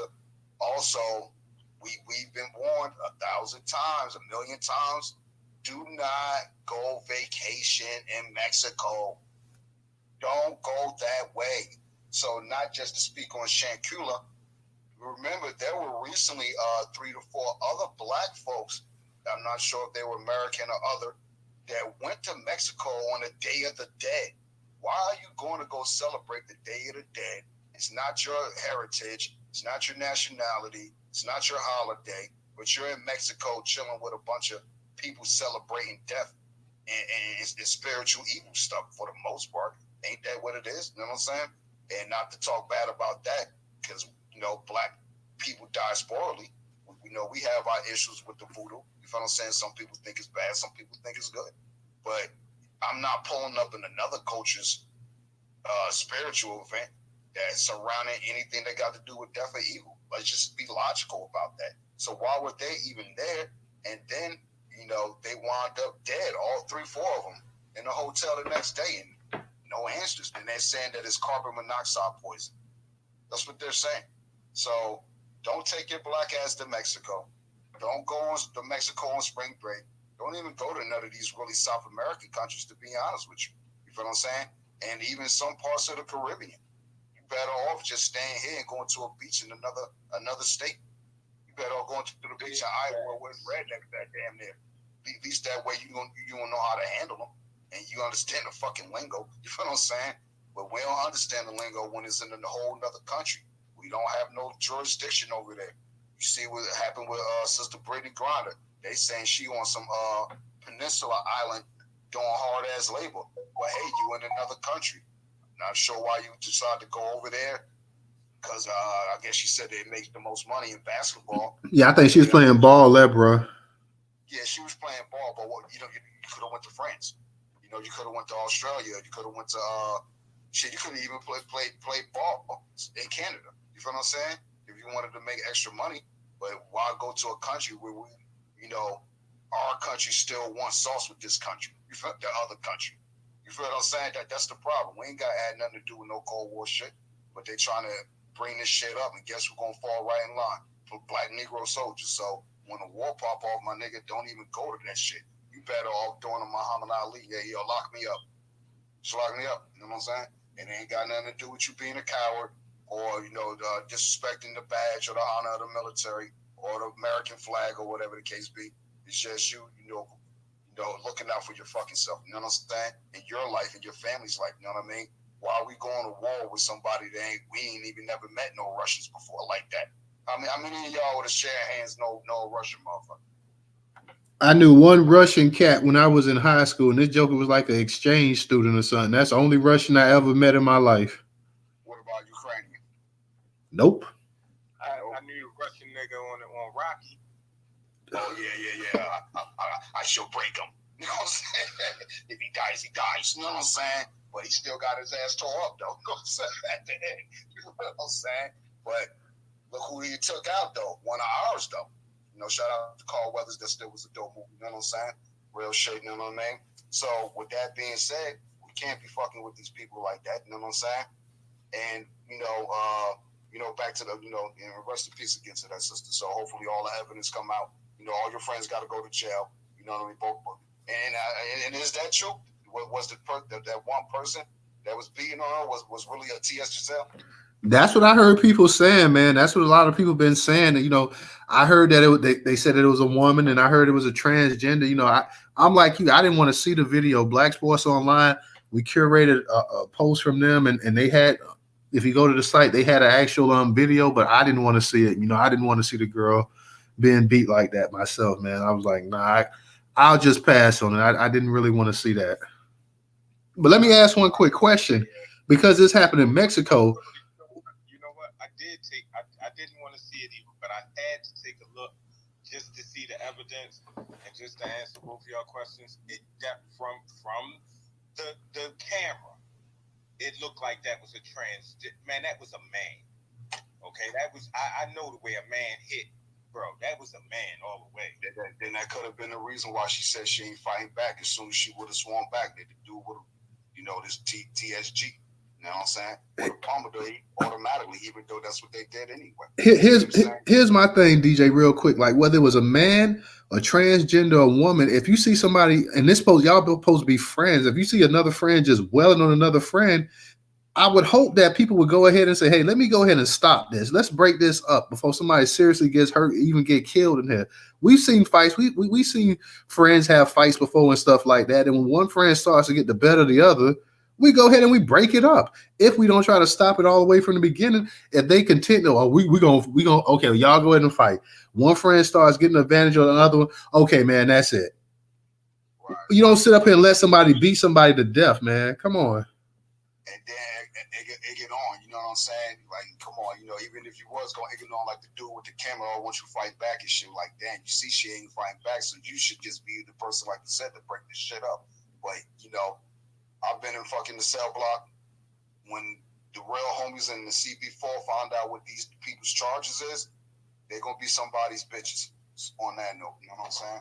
But hey, Ray, go ahead. I see you want to talk about real quick before, real quick, Ray. But I just want to say this right here. What's going to happen in terms of, like, what can the U.S. do, because this happened on Mexican soil or whatever? Can the U.S. still nothing? They have no jurisdiction over there, yo. And from just for some of the accounts from what the YouTube streets, you know how that go. Shit's talking, people talking or whatever. It sounds like they did set Shanquella up to take her over there, so there would be no further investigation, charges, whatever the case be. That's what it sounded like. And she also, Shanquella, seemed to have financed the trip for most of those people. She was the breadwinner. You feel what I'm saying? She had her own little business. She was doing fine for herself. Obviously she come from a good family. You know what I mean? So there was no need for her to take herself out or harm herself, or even if it was alcohol poisoning, like, What type of alcohol poisoning you got that took you off the planet? I've had alcohol poison before. Yeah, that shit's some excruciating shit. But thank God I didn't get taken up out of here. You know what I'm saying? Real shit. And that's another reason why I rarely drink, because after that, it was over with. You know what I mean? But with that being said, I don't think the United States could do anything. You feel what I'm saying? But they is letting these folks in the country, the Biden administration. So it's like, I think you need to make something. We need to make something happen on a level where it's like, look, yo, Mexico. Who do we even blame in this? As far as who gets the charge and leading the arrest anyway? You feel what I'm saying? The Mexicans act like, and the Mexicans saw the cause of death and whatnot. Now they want to play stupid, like they don't know what the hell's going on. Right, and that's why you can't go down to these people's country. Don't do anything with Mexico. Don't spend no money with these people. Don't break bread with these motherfuckers at all. You feel what I'm saying? As much as you possibly can. You feel what I'm saying? At the end of the day, why are we even going to, what is that? Cancun, Mexico, and whatever other El Cabo or whatever it is. Ain't that in Mexico? I believe, if I'm not mistaken. Yeah. And why we vacationing there when you could vacation anywhere else in the world? And we've been told for years, not just under, even Biden and Jim Crow Joe, Trump, or Obama, everybody, stay out of Mexico, yo. Don't go vacation over there because they're killing tourists, they're killing people, they're chopping people's heads off, all this other shit. This ain't nothing new. Well, we don't like to listen. You know how black folks go. But yeah, that's the other folks that probably want to comment on that. Go ahead, Miss T. Let's let Miss T, and then Ray, we're gonna get back to you. Hey, good evening, fellas, and What hello up? to everyone in the room. Nice to hear you all's voices again.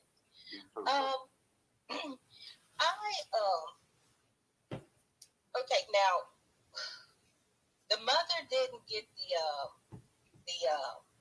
toxicology report and the what is it called when they cut you up? Y'all know what Autopsy. The autopsy until Thursday. Now the boy who came the next day after she was already dead, he had been to the mother's house that Monday, Tuesday, and Wednesday. Once she found out Thursday, and he was telling her it was alcohol poisoning, but once she found out that Thursday that it was not alcohol poisoning, that her neck had been broken and her spinal cord, he stopped coming over to the house. None of them came to the funeral. But I was listening to the lead attorney, who used to actually be an attorney in Mexico for about 5 years. And he was talking about how third world their criminal justice system is there. So to make a long story short, they just threw her body, once they retrieved it from the Airbnb where she was staying, they just put it in the morgue along with the rest of the bodies that's there, because they say a lot of Black women go missing in Mexico. And it wasn't until Shanquella's mother contacted the FBI that the Mexican police even responded to actually look into investigating. So they didn't do any fingerprints or any of that stuff at the actual scene of where she died, because at that point they're saying they didn't know it was a murder, because those people, her so-called friends, were saying that she didn't wake up from the alcohol. So they didn't even investigate the scene or nothing. It wasn't until the FBI from America contacted them and said, "Hey, we have a resident here who was murdered in your country. Their neck was broken." That the Mexican authorities even got involved with it. They were not looking into the case. They just assumed she died of alcohol poisoning. And I know if America really can't get involved because we don't have jurisdiction there. But we can force America, like let's say if Mexico just doesn't do anything, because they are severely understaffed from what I heard. The judges sometimes, I mean, they recently had to institute a law to say that the judges have to be in the courtroom when a person is sentenced, because oftentimes they would let their secretaries hand down judgments while they were off other places. So they recently got instituted this year that they actually have to be in the courtroom. Um, if they decide that they just don't have enough evidence to prosecute that have fled their country, then America, we can force America, we the people, we can make such a big deal and force America to actually prosecute those people here in this country. So these people picked a good place to go and murder this young lady, unfortunately. Yeah, they figured that nobody in Mexico would give a damn, so that's probably one reason why they went ahead and did it. So, like I said, you definitely, and like I said, in these Latin American countries, you definitely have to be careful if you're black. We already know the kind of hatred you get when you go to Dominican Republic as well, too. So, you got to be oh so careful in these Latin American countries because they do not value black lives at all over there. They don't value black lives over here in America, and they value me even less in these Latin American countries as well too. So you have to be oh so careful when you go to these countries as well. A lot of these Latin American countries were built like a country like Mexico and stuff which was built by slaves as well too, and they like to go ahead and exclude their slavery history as much as possible and try to replace it and act like it was just indigenous people and the white folks that built it as well too. So you have to be careful in these Latin American countries as well too. So thank you, Sister T, as well. You guys go ahead. Make sure you guys are following Newstoter on YouTube. Make sure you're following us on YouTube and also subscribe to the newsletter. Right now, I can't tweet anything out as well. So if you guys will probably be back tweeting back on Wednesday, I want to say late Tuesday, probably going more into Wednesday. So we'll start putting out more content, putting the content back out here on these Twitter streets. Right now, we can't do it, but we will go back doing that. You can also support us on Cash App. That's $Newstoter, $Newstoter. Newstoter is the largest Black-owned news curation platform today in America. Let me go ahead and kick it to Ray. Let me kick it to you real quick. I know you had your hand up, and then we're gonna get to Black Native, Original, Black Majority State as well too. So go ahead. Hey, just real quick before you go in. Hey, Ray, before you go in, real quick, don't forget, Miss T, that the parents had to pay about $6,000 to get her body transported back to the States too as well. So that's another insult on our Black life. But go ahead, Ray.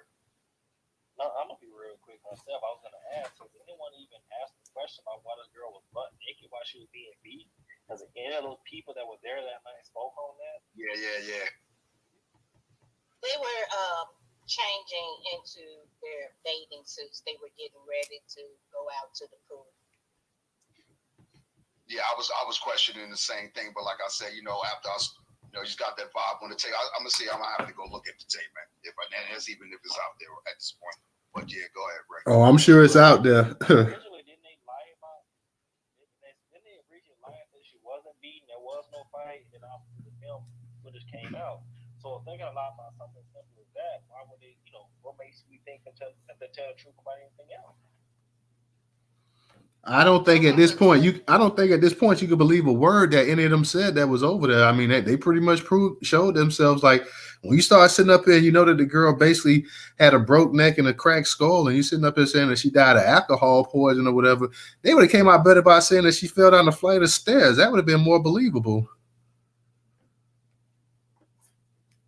Ray, I don't know if you've seen the second video that had been floating online, whereas the girl was going to the recording as she was going into the room where the rest of her friends was at, and she was telling them on the video, you could tell she was happy and was kind of excited about, what it was that they were doing. She's like, come on, hoes, it don't take that long for y'all to get naked. So when it comes to why she was naked, maybe that was why. Maybe they were going. I felt like they were going skinny dipping, and so I don't. That would kind of lean to as far as why she was naked in that moment. But they were all in the room, kind of collaborating with each other. Nobody looked like they was changing into their bathing suits or anything, and they were just kind of standing around, kind of having a conversation before she walked into the room. Yeah, I was gonna say because wasn't there a guy that was actually in the space recording? Yep. I That, don't, that's supposed to be her best friend too, by the way. well, I don't know. I'm just asking questions. I'm just trying to make some sense out of this and give the sister some justice. But none of this is making sense to me, and it all smells foul. It definitely does. It definitely smells foul. Let's go ahead and kick it to Black Native, then gonna go to original, then Black Majority State. Black Native, how you doing tonight? Welcome back, Newstoter. Welcome back. Sounds like you're partially out of Twitter jail. Oh yeah, What? well this is this is second space we did. Even though I'm still on Twitter jail, this is second space we did. But yeah, I'll be fully up out the Twitter jail come Wednesday, I believe. Okay, and what's up, Ray? What's up, DJ? Let me just chime in on this hideous What up, crime man? that they did to our sister, our own people, by the way.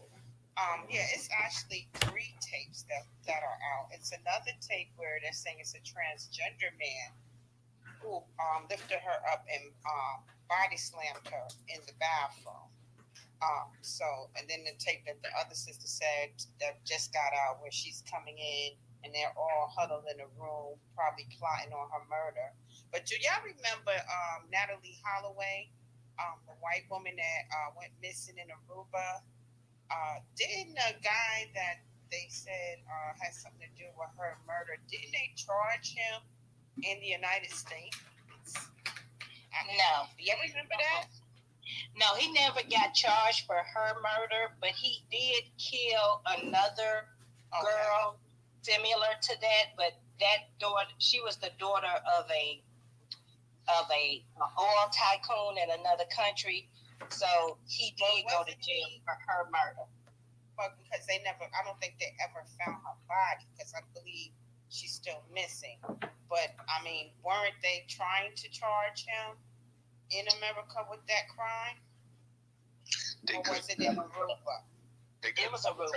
Yeah, they couldn't charge him in America. You're right, sis. You're right. They was trying to get his ass charged in America. But that's why I tell people like, man, don't even go to none of them countries. Just like DJ said, you won't come back. They killing you in the DR. They killing us up here. Go ahead, sis. Right, and so this is what I believe could happen to her so-called friends who probably plotted to murder her.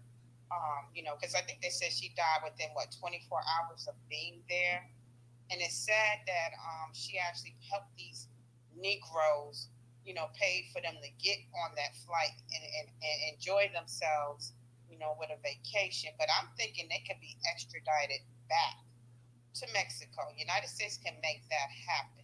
Get them extradited back to Mexico and charge all of them with murder. But then somebody's gonna start snitching. Hey, now that they back in America, I think we rather should just prosecute them right here. But can they do that because it didn't happen here? So that's the thing. Can they get extradited Mexico back? fucked up. Mexico don't even care what happens. Like Sada said, more black women go unreported in Mexico and go missing, and there's number of bodies in the morgue. So they don't care. And obviously, I think you said they underfunded their police station. The judges don't even, stay in the courtroom to actually do their job versus letting their secretaries take the heat. Most likely because they know they're going to get killed by the cartel and the homies. You know how that go. So at the end of the day, I also don't want even to care. give a shout out to Kyrie Irving, who donated $65,000 to the family. So we're going to give a shout out to that brother for doing that. Even though he's under duress himself. But it's just a sad state that our people would do that to our own people out of probably jealousy and out of hate because she said she was self-employed. She was doing well for herself, and the girls and one transgender, I believe, out of jealousy, beat her to death, and then left her there. Like, that's so crazy. Murdered this girl, and then lied to the family, and then all y'all came back and left her and thought you was gonna get away with it. Yeah, there needs to be justice.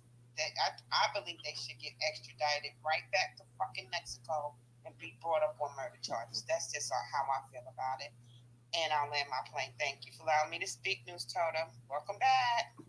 Thank if this case you, was sister. in America, it would be a slam dunk because we have the resources to get the phone records, to get even the video recordings that were on their phones. This would be a slam dunk case in America. In Mexico, I don't know how easy or how much of an expense their defense attorneys would be willing to put on a case like this. They can do it. They can do it there too, sister. Like people. I know they can. Yeah, they just don't want to. That's the problem. But here's the thing, what y'all fail to realize, and y'all be, with my CSI people out there, you know what I'm saying? Y'all ain't doing y'all investigation properly. We're talking about over a week now. This has happened. So 2 weeks. This happened the weekend of Halloween. Right. So basically over 2 weeks because it's about to be the next day in a couple hours. You know what I'm saying? So with that being said, what evidence is there even left as far as fingerprints, blood, and who eyewitnesses? Obviously, who was the first on the scene, officer. Where was the homicide detective was at? Oh, I'm sure it's it's got to be some DNA that they can still go ahead and extract too now. Right. How? In the actual room where the girl was getting beat up on, I'm sure it's got to be something that, whether it's hair fibers or something. They opened that room the next day for another tour. They don't even know what the hell happened. Are you serious? Don't even know what's going on. I guarantee. No, I'm just saying out of context. Most likely, yeah. Why would they wait for it? It's just another body to them. They see body because they were under the influence. It was alcohol poisoning because those people lied to them. So everything evidence-wise in the room has been swept. 9 times out of 10, unless there's some type of eyewitness, they could give the direct account, and that's going to be shaky. You know what I'm saying? Or some type of video footage and audio footage being heard and said, yada, da, da, da. So I don't know, man. You know what I mean? But they got the audio, so what do they, if the audio is of her being beat up. That's not enough, though. It's not enough. You know what I'm saying? You need hella evidence to convict somebody. This is why you're innocent until proven guilty in the court of law. That's in the United States, though. That's in the United States. Right down there, you're guilty until proven innocent. Oh, that's what I'm saying. If it happened here in the United States, it'll be an open and shut case, just like you said. You know what I'm saying? But if you're talking about taking it back to Mexico, now they back here in the U.S., so therefore meaning we don't have to have a manhunt for these people. You know what I'm saying? We got your address and your cell phone, so yeah, we ain't even gonna put you on ankle monitor. Just sit right there. Now, what I want to say, that this so-called other person was like Dejanay Jackson or some shit like that. Yeah. It's a transgender, you know what I'm saying? I would want to know if that transgender is a teller, because there's a lot of Jamaican transgender tellers. There's a lot of these jokers fleeing from Nigeria because they can't be gay over there in their country and shit like that. So, and again, I just put up a post the other day where I don't know if y'all seen it. I'll try to repost it in the Jumbotron where you got all these got my fingers up black, and they got the New York hat on, but they got their respective flag country on the other end of it and shit. They all looking like us. So when they commit a crime, oh yeah, I'm black. But black what though? But I'm pretty sure if the last name is Jackson, it can't be a Nigerian. So it's got to be at the very least, it's an English last name, so it can't be somebody from Nigeria. Right. No, I'm just saying in general about the transgender stuff. Yeah, I get what you're saying. But it could, and it could be just a sorry ass black American. That went ahead and did this. I'm on that note too, though, but not to point the finger at nobody else. This is just for context purposes. So, DJ, was that person transgender? I don't know. We don't know. Street. The trans people are saying no. They're saying there's not a tranny. But the incidents with different people beat on her. Yeah, the one that supposedly slammed her down on the bathroom floor is the one named Winter Donovan, and that's the one that they are saying is transgender. People are saying she looks Puerto Rican, but they're saying that because how can you pick somebody up, another female up, and body slam them? So her name is, that's the one that they're looking for, Winter Donovan. I don't know. When I seen the first video and the wig came flying off of the person, it automatically looked like a dude to me. I don't know. Maybe but they're saying she just had a baby. They're saying that's why they ruled out that she was transgender, because there's a report she had a baby about 4 or 5 months ago. Oh, okay. That might be why it looked a little. Real quick, y'all, let me go ahead and get to some of the hands up in the room, and everybody just go ahead and you want to speak, go ahead and put your hands up. But we got a new speaker, I believe it's Taisha. Go ahead and unmute your mic, then we're gonna get to your original and Black Majority. Good evening, everyone. Miss T, is FBI still involved? I haven't paid attention the past day. My lupus has been flaring, so I haven't been feeling well. Oh, I'm sorry to hear that, sis. I haven't heard anything today. I saw the mother on the CBS morning show. I see y'all have that in the Jumbotron. I saw her on the morning show this morning, but I haven't heard, and she didn't mention anything else about the FBI. Well, what I'm trying to remain positive about with if the FBI is still looking into it is that with them being back in the country and American citizens with American cell phones and the dumbness that they have caused with this crime as far as videotaping, sharing and releasing the video, and the other nonsense they've done, that they also discuss things by text messages. Whether you delete it or not, it still exists. And if the FBI just gets access to their phone records, then they'll get enough information. They may not be able to charge them with murder, but they could at least charge them with conspiring to murder or attempted murder or plotting a murder. Remember, people who try to hire people in this country to kill people is still a crime here too. At least they maybe can get them for some sort of charge, if not the actual charge. You know what I mean? So some sort of justice is better than nothing. So I'm still trying to remain positive because I don't think Mexico's going to do anything, to be honest with you. I'm trying to remain positive that something is going to be charged against these people here because either someone flips on someone because they make a deal and tell, or they just were dumb and stupid, which it looks like what they were. They talked by text messages, and they might have pre-plotted this and talked via text or done something because she helped pay for their trip down there. There's got to be something, some kind of trail that is still going to be found by FBI or either someone just leaking something who was participating in it or someone shared with someone else that is like, you know what, this is wrong what y'all did to this girl. Let me tell somebody because y'all were dirty for doing this. You know, these people may not have good hearts, but somebody still has a good heart out there that knows something, and I think will come forward. You know what I mean? So I'm still trying to remain positive that this family's going to get some kind of justice for this poor girl. You know what I mean? So yes. I'm just trying to remain positive about this. That something's going to happen for this family. Me too, sis. Thank you, sister. I appreciate you chiming into the discussion tonight. Let me go ahead and get to I know we got Original had his hand up for a minute. Then I'm gonna get to Black Majority. Alexander, I know you're a new speaker. In fact, let me go ahead and get to let me touch up with some of the new speakers real quick because they just got in here. We want to hear what some of our new speakers got to say as well. Let me give a shout out to Michelle. Thank you, Michelle, for your contribution on Cash App. Alexander, go ahead and unmute your mic, and then I'm gonna get to you, Original and Black Majority. Hello, everyone. I'm Alexander Jones. I was just gonna say, like, I didn't know anything about the Shanquella Robinson story, and I'm learning a lot from what's going on in here. So my condolences to that sister. What I wanted to touch on more so was the black mayors. I knew the Democrats were gonna codify gay marriage because they know they could easily get some votes on that from the Republicans. The black mayor situation, all our mayors that are in there, that the 4 that they highlighted, they're all in sanctuary cities. So when it comes to like immigration reduction or anything like that, like it's a hard sell for them to try to move them to a different position on that.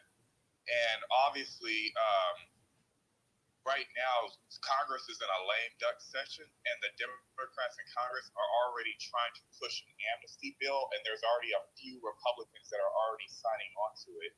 If you do happen to live in a red state, you got to watch your local elections as well, because sometimes they try to make sanctuary laws or turn it into a sanctuary city. There's a website that if you want to get immigration news from, it's either Numbers USA, FAIR, or Center for Immigration Studies, and they'll show you a map of all the sanctuary jurisdictions in the United States. Even states like Indiana have sanctuary jurisdictions. So what we need to do, as far as like voting goes, is that we need to move to the right on immigration.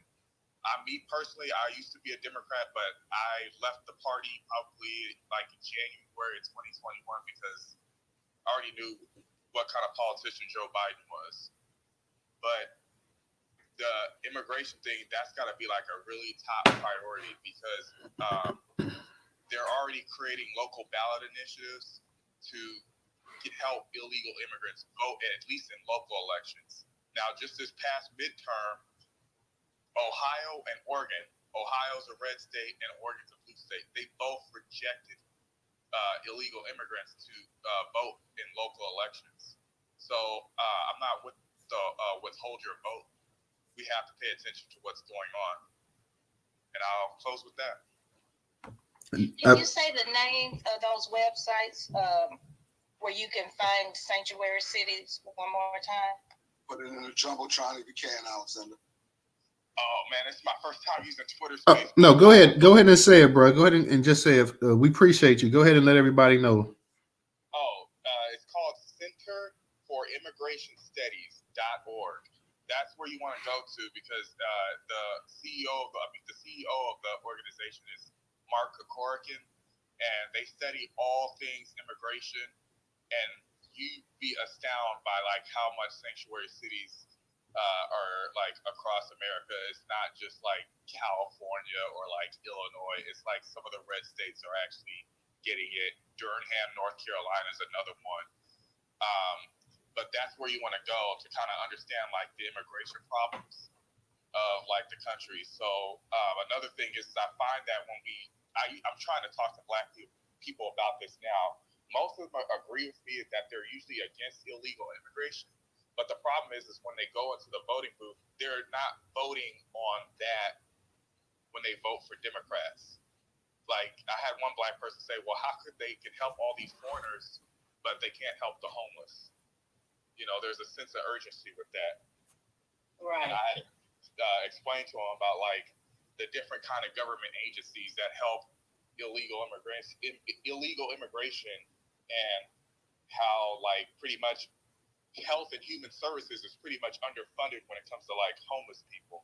But I'll close with that. Again, the website is called Center for Immigration Studies.org. Thank you, brother. We appreciate it. And you made and I didn't even think about it, but you hit it right on the head when you said that all of these mayors are actually mayors of sanctuary cities, which when you think about New York, Los Angeles, Houston, Chicago, I mean, that's true. I mean, we see in New York and Los Angeles the type of issues they have. In New York is just being flooded now because you got you got Abbott in Texas, and you have DeSantis here in Florida loading up these buses and just sending immigrants right there to New York and DC. We had a space covering that as well too. So you're definitely right about that. Getting overwhelmed by it, because when you start bringing in people, you got to ask yourself, the government can like spend as much money as they want, but when it comes down to resources, like the impact, there's no impact committee in Congress that kind of studies this. How does this impact housing? How does this impact education? Because they come over here with children, so they're going to need to be in school. How does this impact healthcare? Yeah, that's the kind of questions that like we have to be asking. And like I say, it's not about us being xenophobic Islamophobic. It's just common sense policy. No, and we cover that. It's going to cost New York City alone, from what they said. What you're talking about, the housing, the health care, the legal aid, and everything else. It's going to cost them about $600 million a year to house all of this right here. So yeah, you're right. I mean, like I said, we talked about this before. We had a space about this. So yeah, it's going to get really tight round there. So thank you again, brother, for your contribution tonight. We definitely appreciate it. And stick around the space or whatnot. Like I said, the Shanquella Robinson thing, that's been, that's not only national news, that's world news right now. What's going on with that poor sister? So, like I said, between the gay marriage, Robinson, black marriage, Hakeem Jeffries, we're trying to cover these 4 topics tonight. So feel free whenever you want to speak, just go ahead and raise your hand and we will give you the mic. Let's go ahead and kick it to original and black majority, black native. I know you had your hand back up too, so we're going to get to you as well, sister. Okay. Yeah, what I want to say is that I'm glad the sister brought up that Natalie Holloway situation down in Aruba. But if I'm not mistaken, I think the State Department, they were trying to do some things, behind the scenes to see if they could get this person, arrested and charged. So the State Department, because see, when you go, if I'm not mistaken now, correct me if anybody who has more information, correct me if I'm wrong. When you go to another country, the state, there is an embassy there. And the State Department, you can go if you are arrested, you contact that embassy, and they can tell you what your rights are and what you can and cannot do. So I think the State Department, they can do something whereby they have arrested them. Well, I mean, but this took place in Mexico. They can, I think they should be able to put some kind of pressure. Although now we know Mexico is extremely anti-black because it was just in 2016, well, blacks in Mexico just got the right to vote. So that kind of tells you just how racist these Spanish-speaking countries are. But see, and what they'll do too, because I know this brother, him and his wife had gone to Dominican Republic, and so he's a smoking brother, so he was trying to get some smoke. So this one person at the hotel had a little motorbike. Oh, I can teach you to get some cigarettes. I'm like, boy, I said, what the hell were you thinking about? So this guy on this little motorbike, and this guy takes him somewhere, and he's trying to get him to get with one of these ladies of the night. He's like, no, man. He said, look, I just want some cigarettes. So then he said, look, I got a wife back at my hotel room. She looked better than these women. And so then he finally got the guy. He didn't know where in the hell he was, and he finally got the guy to get him back to the hotel. And the guy saw his wife. He said, oh yeah, she is really nice. I said, boy, if I ever hear tell your ass getting on the back of somebody's damn motorbike, you don't know where the hell you're going, I'll kick your ass myself. So some people, when they go to these countries and things, they connect with some of these people instead of staying within the boundaries of where they go to some of these resorts or whatever. But luckily, his situation didn't end up like that because I told him, I said, man, they were planning on rolling your ass. They were trying to get you to get with one of those prostitutes, and then they're gonna do something. They would have done something to your ass. So people, I just tell you, be extremely careful when you go. You are black. You go to any foreign country. But just like someone mentioned, Brittany Griner. See, I believe that Brittany had taken that stuff there before, because even her story. First, she said she didn't know it was in her. She didn't know it was in her bag. Then she said it was prescribed to her by a doctor. These are the things that were floating out there. See, I think she had done that before, and I think the Russians knew it. But because of the breakdown in communication with the United States and Russia right now, they decided to use her as a bargaining chip to get something that they want. And so, because you can't tell me that you are an international basketball player, and you go into another country You can't tell me you haven't looked to see what are the drug laws and this, that, and whatever. So, so my thing is that people, all I can say is be very careful going to these foreign countries because you already know black people are the most hated people on the planet.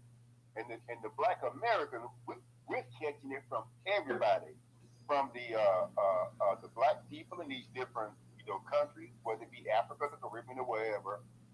They got a bug in their ass about us because we have been seen as the face of black people for decades, and now all of a sudden they're being pitted against us, saying that yeah, look at them old black Americans.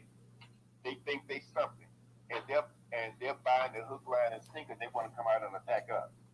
So, but I just want to say that I think the State Department might be able to encourage them to do some type of investigation, and hopefully they can encourage Mexico to bring forth some charges, and they can extradite those people back to Mexico. Because once they go in that Mexico in the Mexico jail system, that's basically it for them. And I'll end with that. Thank you, original. Let me go ahead and get to Black Majority State. Black, go ahead and unmute your mic. Hey, thanks for allowing me to speak. So there are two things that I wanted to mention about that case. The U.S. has jurisdiction over all U.S. citizens, no matter where they are on the planet. They can assert that right.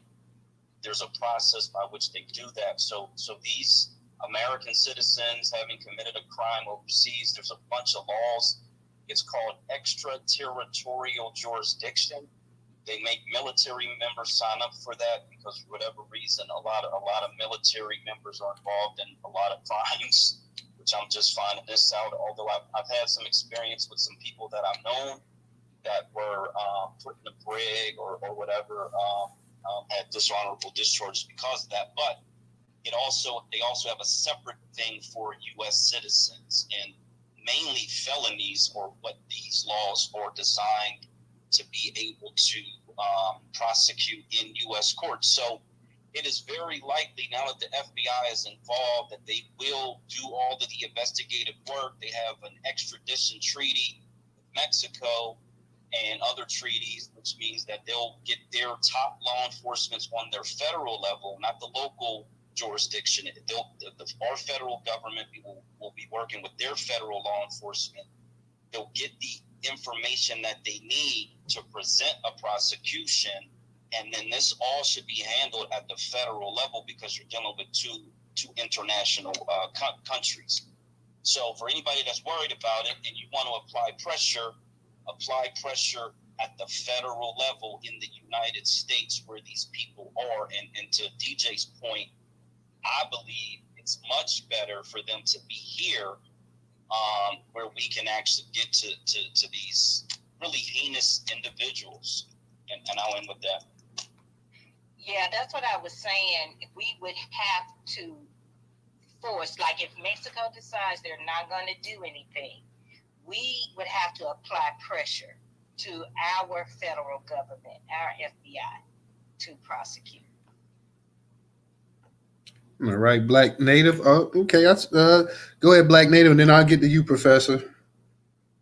Yeah, this story reminds me also of the young girl that was in Chicago that was hanging out with her friends, and they found her dead in the freezer, and nobody knew how she got there, and all of this, like nobody bothered to report her missing. I forgot the name of this girl. I think it was Kanisha Jenkins. That was her name.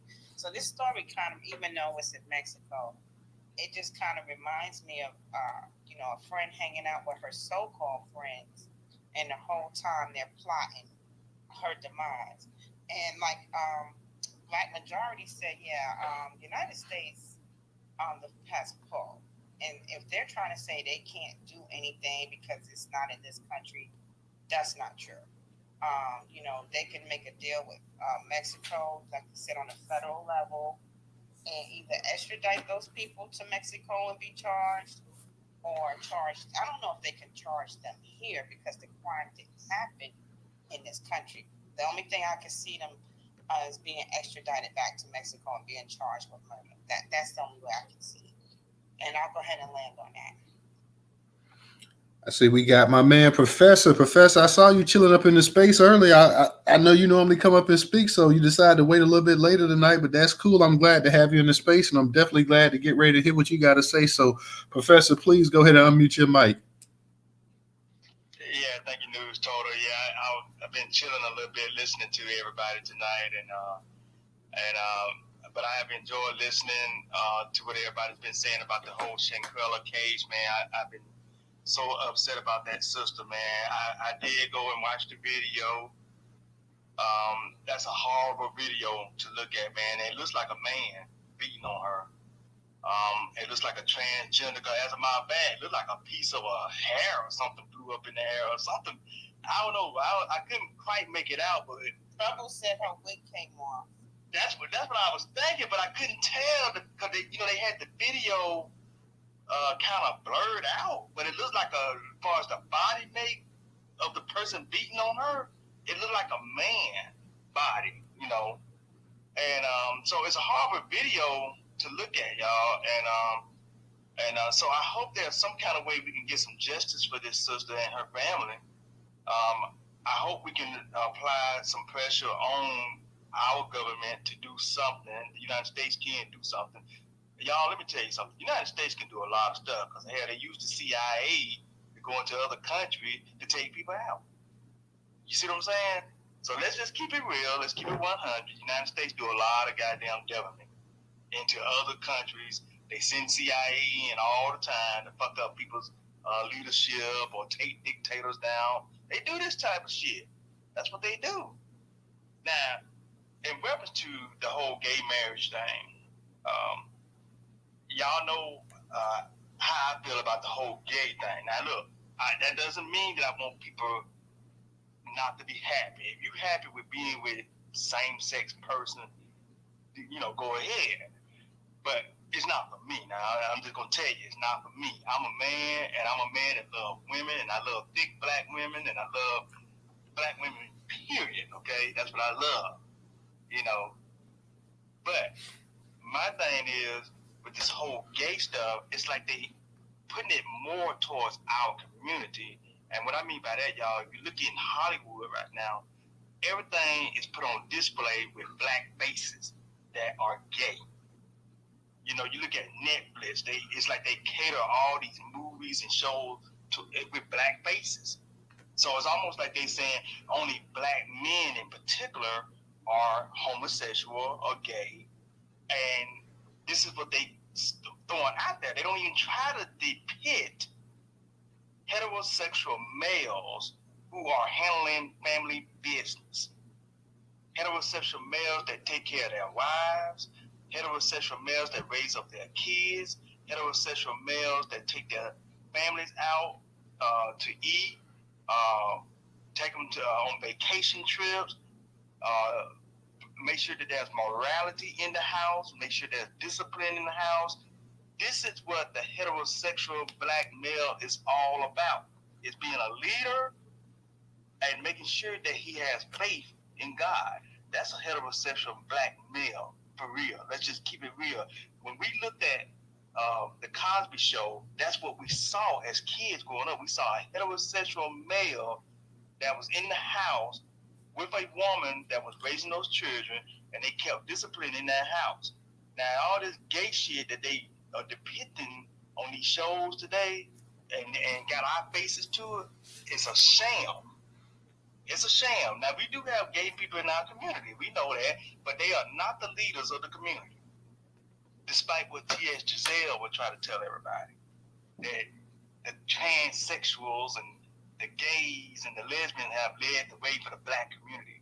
That's what this T.S. Giselle said one night in a space, y'all. And it was disgusting to me when she said it. I'm sorry, when Shim said it. Okay? The heterosexual black man is the leader of the community. And the black woman is the support. She's that support. Now, can she lead? She can lead in raising the kids, which is what the Bible speaks on. The Bible speaks on woman leads the children. She raises the kids. The man But the man is the leader, and true enough, we don't have a lot of men leading like they ought to. Now, I'm gonna tell you that is true. But at the end of the day, the man leads. Now, in regards to the black mayors, I don't give a shit about black faces in high places anymore. That used to be my thing, which was President Barack Obama, right? I thought that was the greatest thing, and I'm gonna tell you why I thought Barack Obama was one of the greatest things for us. Because we think about our grandparents, right? My grandmother, who just passed away last year at the age of 93, I thought of that as being great for her, more so for me. Because guess what? But that older generation, which my grandmother would be considered out of, I think that generation is called the greatest generation, if I remember correctly. The greatest generation got a chance to see a black man or a black face in a high place as a president, okay? That was great for them. But y'all, as we look in these spaces, as we talk in these spaces now, we see that was not so great for us, right? Because what did President Obama really achieve as it pertained to us, okay? So it does us no good to put these black faces in high places when nothing's getting done that can help your people. See, and that's what we need. We need the black leaders or these black mayors that's going to speak up for reparations. Are they going to do that? I don't think that mayor, what's his name? Mayor Eric Adams up there in New York, is he speaking on reparations? No, he's not doing that. Not to my knowledge. Nope. He's trying to bring more immigrants in. That's what he's doing. And this woman that's out here in California now, Karen Bass, is she going to help with reparations? Is she talking about reparations? I think she's all up on that. Immigrations too, ain't she? So yeah, I don't think either one of them are. I think they're all from immigrant families. Okay, so with that being said, we already know that's two of them right there that's not going to look out for the interests of Black Americans. I don't think Adams though. I think he's a Black American. No, and another he's immigrant. Yeah, and he was also a Republican before he became a Democrat. Everything now is about immigrants. Beth was married to a Hispanic. She's divorced from he was either Cuban or Mexican, and it's believed that she may be Trinidadian, but we're not sure what she is. But I don't think she's Black American. Okay, so see, there you go. We got people that's in these places, in these positions, that's not going to look out for our interests. And in reference to Hakeem Jeffries, y'all, yeah, they trying to put him in the minority leadership position, which means he has no power. He'll be another token black up there. The lady that's leaving that position, which thank God she's getting up out of there. She's been up there too long. Speaker Pelosi is the one that had the power because she was the Speaker of the House, which means the Democrats had control. Now that the Democrats don't have control, Hakeem Jeffries, of course he'll get that minority leadership because he ain't going to be able to do shit anyway. There you go. Means he ain't got no power. He's just another black face in a high place. There it is. It means shit. Speaking for Pelosi. So Democrats went back to the House. That's when he becomes House Speaker. Right, but he won't get it in. Now watch. They'll get it back. They'll win it back, right? But I bet you they won't put his black ass up in there. It'll go to a white person. Now, just watch how that goes, right? I want y'all to mark my words on this day that I said it, Professor said it. Come here in 2024, when that seat comes back up, when these elections come back up, midterms come back up, watch if the Democrats win the House back, Hakeem Jeffries would not be up for the Speaker of the House. They'll find some white person to put in that seat. Now, he'll be put in this seat because he's a minority leader, which is what Kevin McCarthy is right now. The Republican leader, he's the minority leader right now, who is about to become the Speaker of the House, which, by the way, he's already made threats. He's about to remove a lot of these Democrats out of some of these positions on those seats. So there it is. I'm just telling y'all how it's going to go down. Professor was laying right there. Great job, Professor. Great job. As always, I love to hear your I love to hear your opinion in these spaces. So I'm glad you just sat back for a minute and you was able to go in like that. Black Majority State, I know you had your hand up earlier. Did you want to say something before we went back around the room?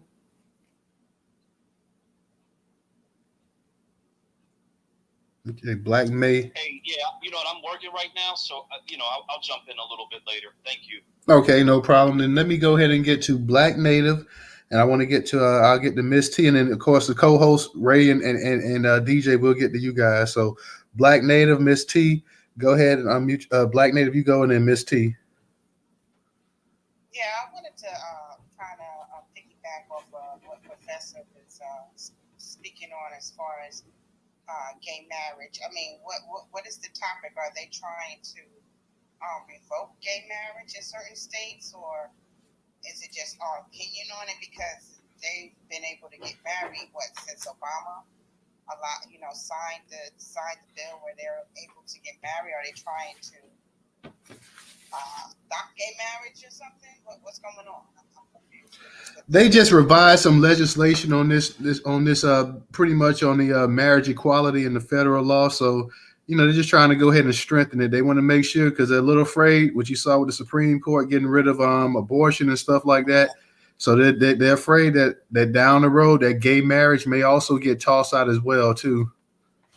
Okay, I understand now. Yeah, pretty much. I was watching cable, well, the internet, and it was a commercial for HIV, and literally all I saw were black men, black women, and one Hispanic man.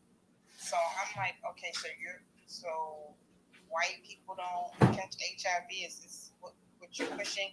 And it's been several commercials, pretty much predominantly the people in the commercials were black males. Yeah, Netflix is an issue. Every time I watch Netflix, literally their whole programming is gay black male or gay black female and interracial marriages. That's what you want to see on Netflix. I wanted to do a class action lawsuit against Netflix for years now because of that propaganda that they're shoving down people's throats. The defeminization of black males is that's Netflix. That's their whole agenda. And as far as Hakeem Jeffries, is he running? Because Nancy is stepping down. I guess because somebody bashed her husband's head in with a hammer. So maybe she wants to go tend to her husband's needs. Who knows why she's leaving? That was his lover. That was his love. Allegedly, let's say that allegedly. Salty Cracker got the facts. Shout out to Salty Cracker. No allegedly. Yeah, right. In the news soda space, we're gonna say allegedly. Well, I'm saying her husband, so I know that's supposed to be her husband, but allegedly, his head was bashed in by his homosexual lover. So, good riddance to her. She's been, the Speaker of the House for how many years now? 30, 40 years? And well, so, she's been around too long. We know that. Right, her and Clyburn, he should be next on the chopping block. But, if Jeffries does become, take her position, yeah, as soon as, the election 2024 election comes in, yeah, they probably replace her with a white woman or maybe even a Hispanic, maybe even a Hispanic. So, yeah, I do see that happening. But, yeah, I just wanted to speak on that. If anybody's really watching it, just watch Netflix and see every show. It's a gay black male. And, these ads of HIV drugs is black men. So, yeah, they're really trying to feminize the black male and masculine and make the black woman masculine, a.k.a. King, what was that? Woman King, a.k.a. The Wakanda Forever Part 2, which I watched, which was trash to me, but that's a whole nother story. But I'll go ahead and land on that. Thank you. You're welcome, sister. And I heard it wasn't that hot either. So yeah, from just from what I heard and whatnot. And you're right. They've been definitely trying to feminize black men for a long time, and it's just starting. It's going to get a little bit worse as we go on with this. So you can see these award shows, you can see the commercials, like you say, the movies, the documentaries. Uh, if you can go ahead and you can break the black male who's always been the actual picture of strength and masculinity, and you can go ahead and you can dress him up like a girl and put a skirt on him and put makeup on him and have, I mean, you got, look at how many of these black stars and even athletes sit up here, wear dresses. Look at some of these guys in the NBA now with damn purses and little damn. At one time, you know, I'm gonna be, and I'm not trying to get off topic because I'm gonna get to you, Miss T and Mr. Zell. At one time, you see black men walking down the street with actual real dogs. Now you see them with these goddamn ankle biters and stuff. Dogs that weigh like 3 pounds that you can put in a damn bag. You see these 230-pound black men sitting up here with little goddamn ankle biters, little pipsqueak dogs, like dogs that used to women and little girls had. Now you see two. No, it's these jokers dogs here. It's a bunch of them. Ain't even got no girlfriend. It's their dogs up here.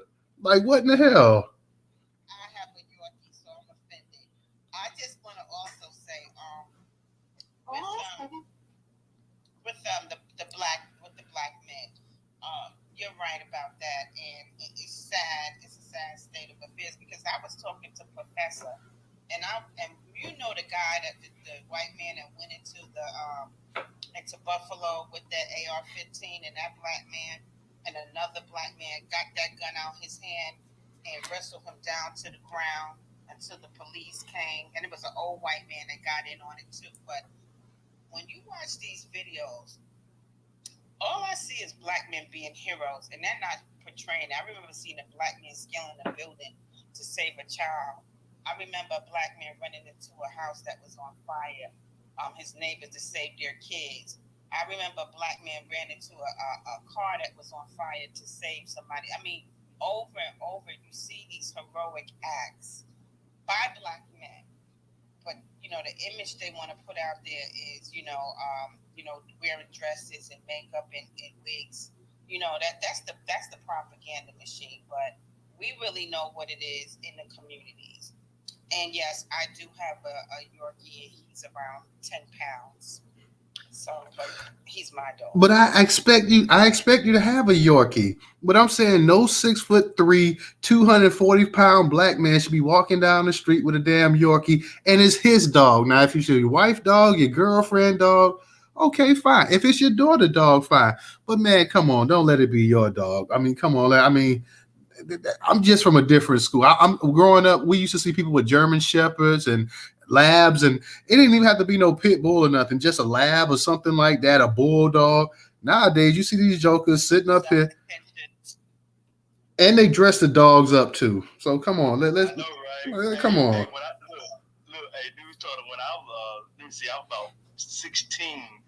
I had one of the biggest dogs probably ever. That was one of the what they call a Saint Bernard. Oh my God, that dog was big, man. But man, that dog was so smart, man. But man, if anybody messed with me, he would come after you. And see, that's what a man. Yeah, because that joker weighed 200 pounds. Yeah.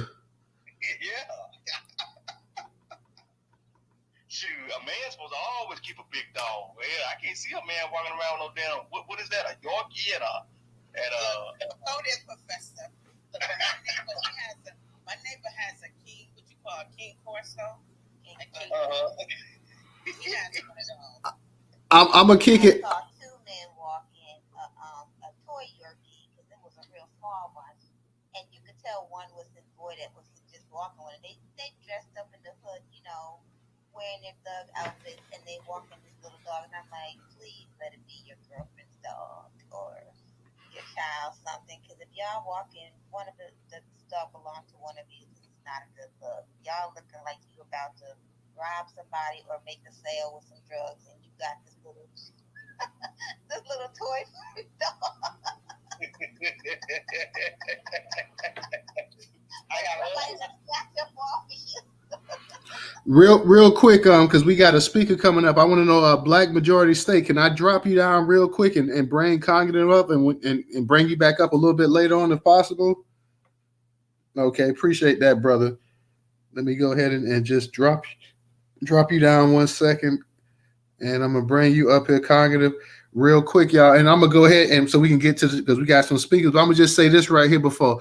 I'm from the old school, and I'm gonna be real. I know a lot of black people nowadays. They're gonna be like, I don't know about this, but I'm from a time in the day, man, where the dogs lived outside. I mean, I'm just being real. They didn't live in the house with us back in the day. They used to stay outside. They live in the backyard. Or if you down south like I was, and we had some of these houses that sit up on bricks and stuff, the damn dog will even live underneath the house. I'm from the old school. Like I said, this wasn't all these dogs living in the house. This shit started happening like in the 2000s and whatnot. Them dogs used to live outside and whatnot. I'm sorry, that's just the way it is. I know a lot of people, and I know if you got one of these little dogs, these little pocketbook dogs, they can't live outside because you're gonna have a damn eagle come and pick him up and scoop him up and eat him. But that's just the way it is. I mean, I'm sorry, I'm down south, deep south here in Florida. That's the way it is. Like they lived outside or they lived in a doghouse, but now they live in the house, and some of them even sleep in the bed with our people and stuff. So I don't know, man. It's just a different way of growing up, I guess. It's just different times and whatnot. I can't really relate to it, but nonetheless, let me. Hey man, my sister dogs got insurance, like straight up. Like the Joker got insurance. He eats mangoes. I mean, all kind of different things and whatnot. I mean, he has his own little seat and chair and all this other stuff. Like I don't know, man. Like I say, my dog has a certain perfect sleeper bed, and he has a fur bomber with the bombers that we wear in New York, the bubble down goose downs, and he got a lumber jacket when it gets cold out. So I guess me and your sister's on that same. Yeah, I'm on that too. My dog got a car seat in the front seat, so people got to sit in the back of my dog riding in the car. Oh my goodness. It doesn't strap to the back seat, so it's got to be safe. I'm sorry. Hey, I remember. Is that a truck at least? No. Hey, back in the day, them dogs used to be on the back of the pickup trucks, man, and whatnot, riding around, and that's like. I have that type of dog. I don't have no German Shepherd. I got a Shih Tzu. See, she has a Shih Tzu and I have a Yorkie, so I understand. Yeah, but I'm like almost 6 foot. I need some leg room. You know what I mean? So I don't want to sit in the back. If the Yorkie got to sit in the front, why can't the Yorkie in the back? Like, come on, you know what I mean? Yeah. I got to lay across the back just to sit comfortable. Come on, I don't know. Then if you got a car that has the headrest in the back with the car seat is strapped in the dog seat, you can go in the back. But in my car, the headrest is like that, so it has to be in the front seat. Real. You lay down in the back, and the dog in the front seat with a bubble jacket eats a mango. You know what I'm saying? I'm the cargo. Real quick, y'all, let me go ahead and get it back, get the discussion back on because we talking about dogs and them living the high life and whatnot. Let me go ahead and kick it to Miss T. I'm gonna kick it to Miss Giselle. Then I'm gonna kick it to Black Pressure. Then I'm gonna kick it to Cognitive. So go ahead, Miss T. Okay, thank you. I'm not gonna brag about how I spoiled my pit bully. But anyway, y'all, I don't think Hakeem is foundational Black American. I cannot find anything about his parents, but when he sat on the CBC, he was over the Caribbean and immigrant something. I can't remember the name of it. But I do not think he is. Is he born in New York, though? Yeah, he was born in New York, but I don't think his parents were. Well, New York City, rather. Georgetown.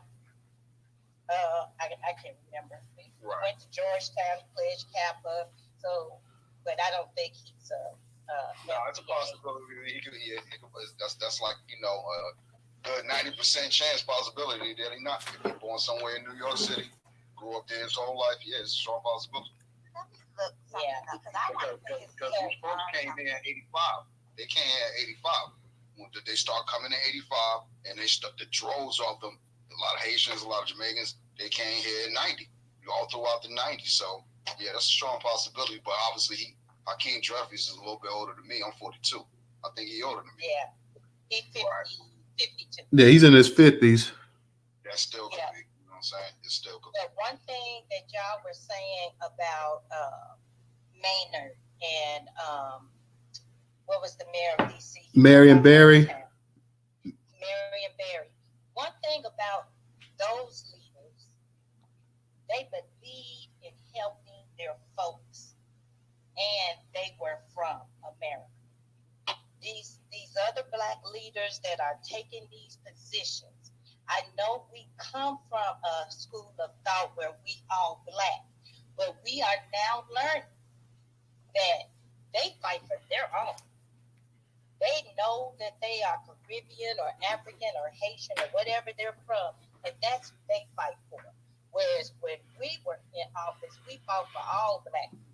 So we got to do a paradigm shift in who we're electing now. We can no longer vote for you just because you're black. We got to know what kind of black are you. And we need to know what is your agenda. Because we don't have a Maynard no more. We don't have a Marion Barry no more.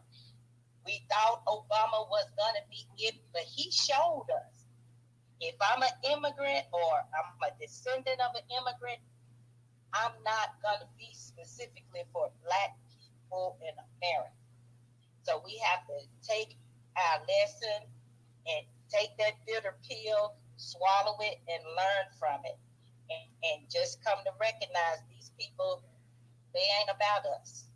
Now, I did want to let y'all know that Disney has introduced its first gay character, and he appears to be black.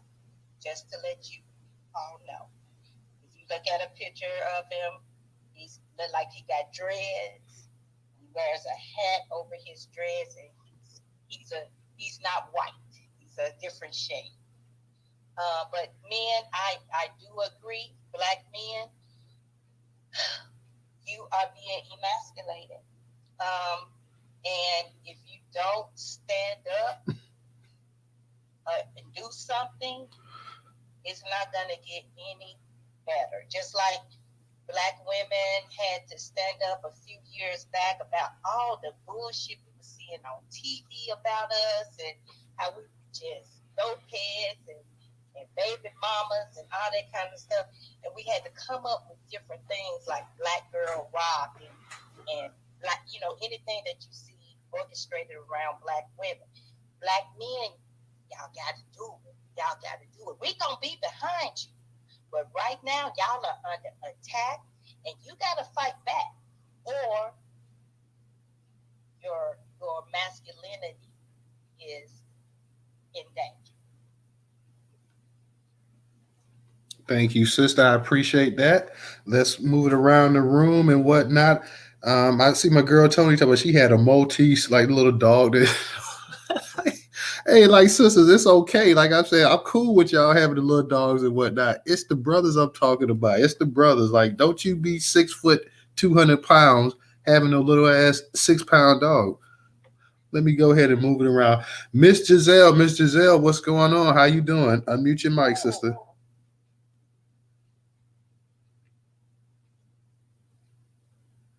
I'm sorry, I had to move my phone around. I ain't even.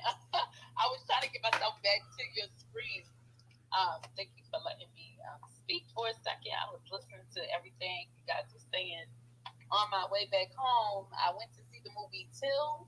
I want to host the room so we can actually break down that movie and kind of talk about where we stand now. But if you haven't seen it already, go and see the movie Till, guys. As one, I would say if you feel discouraged in a movement, that will definitely add fire to your fight.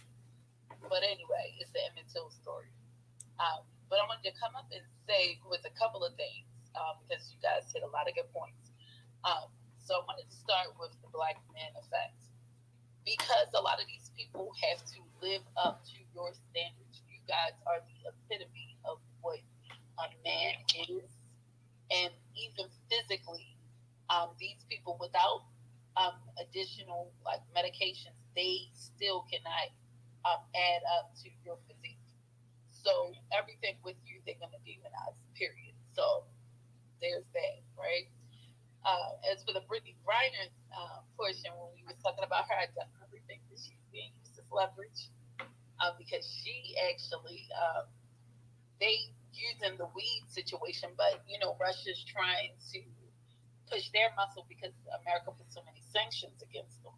Her having that weed on her was just incentive for them to say, you know what, we can leverage this.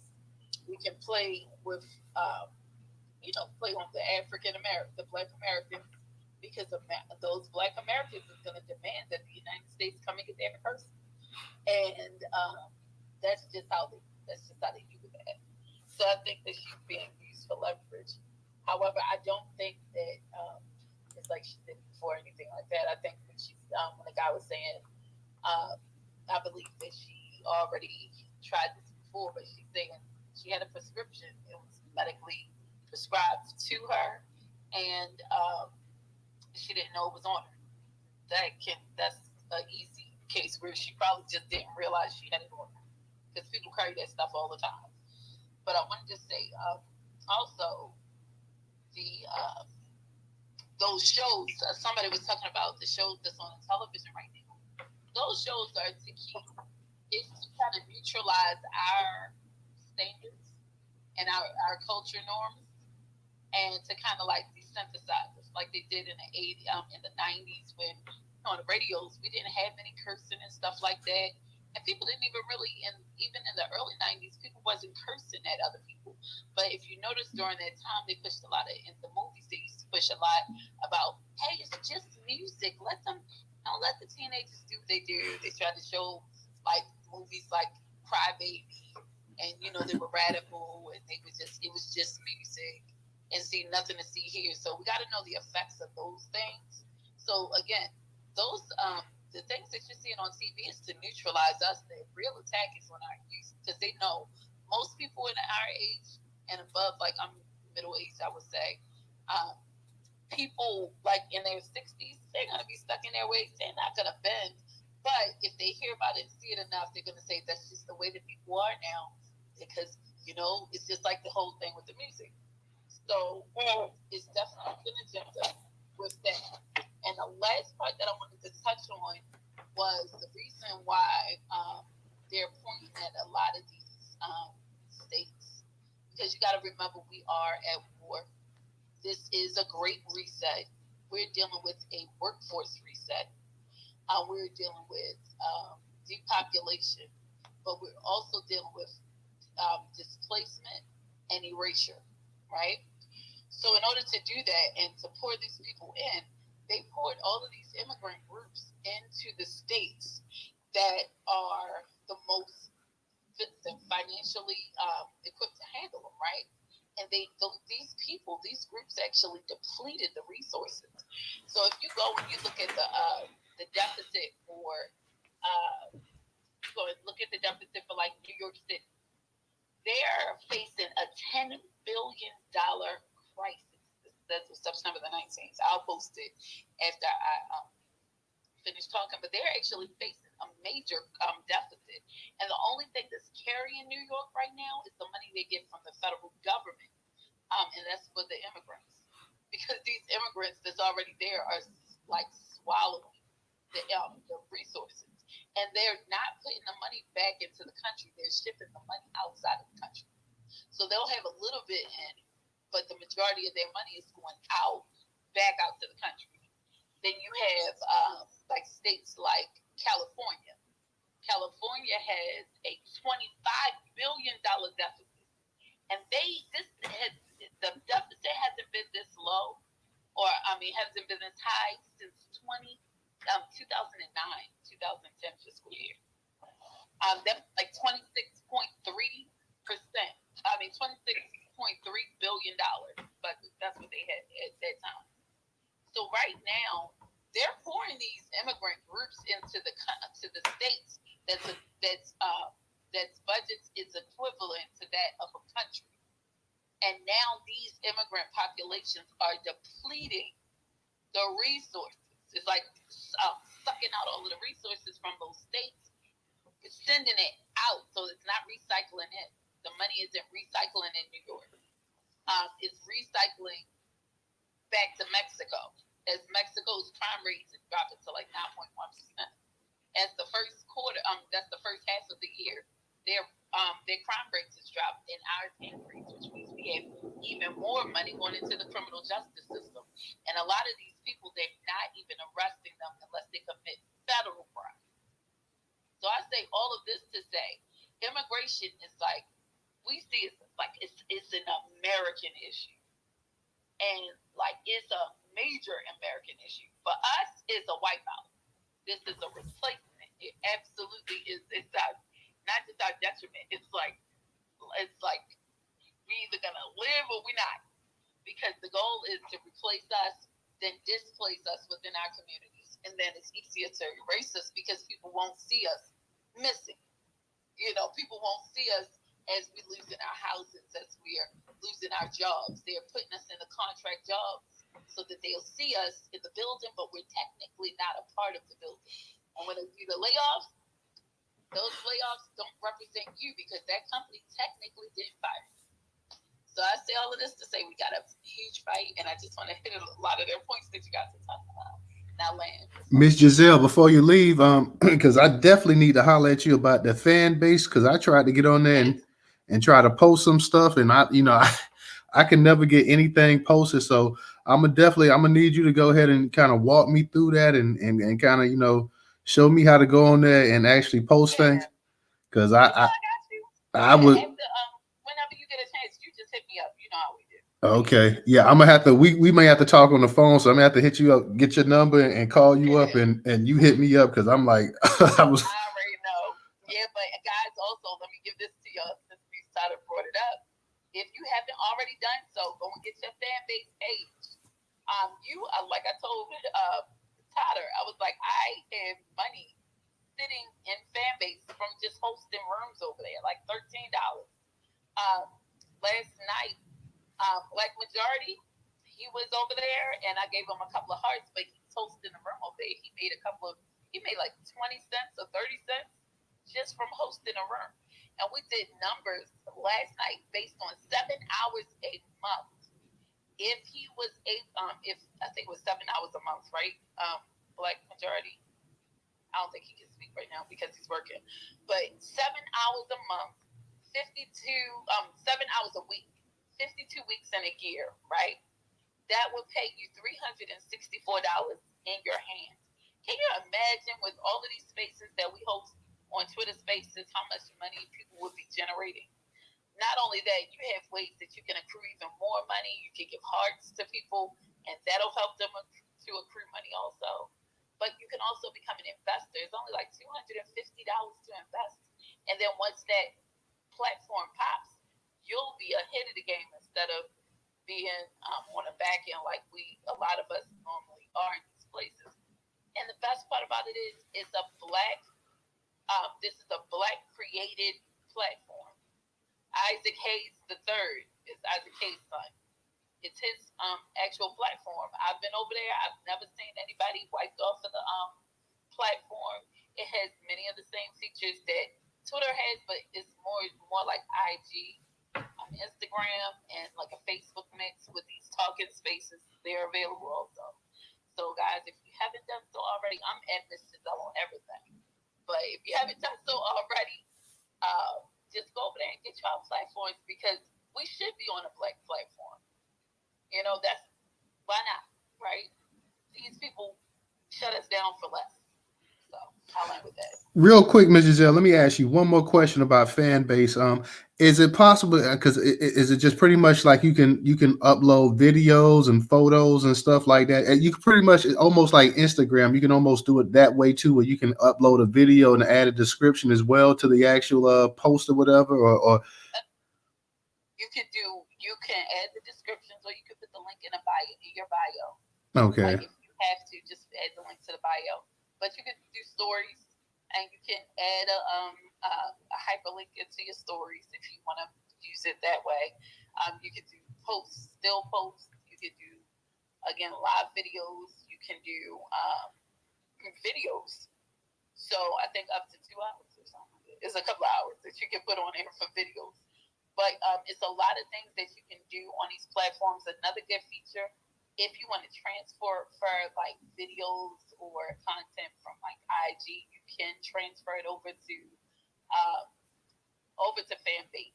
And another thing that you can do that I really love, and don't talk about my dues, one thing that I really love is the fact that they just enhanced their sound, because that was a major issue. You would be talking in there, and about 2 or 3 hours in, the sound would get garbled. They have perfected it, and it sounds even better than over here.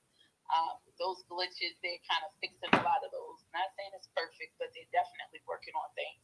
And with us over there, and as an investor, at least you get a say in everything. Isaac Hayes is very transparent with what he's doing, and he's just trying to like change the game, especially in the tech world. And why not do it in the black space? Plus, it's the Wild Wild West, guys. It's the Wild Wild West in the metaverse. So you go over there, you could be the first of whatever you do, plus making money off of it. Why you doing it?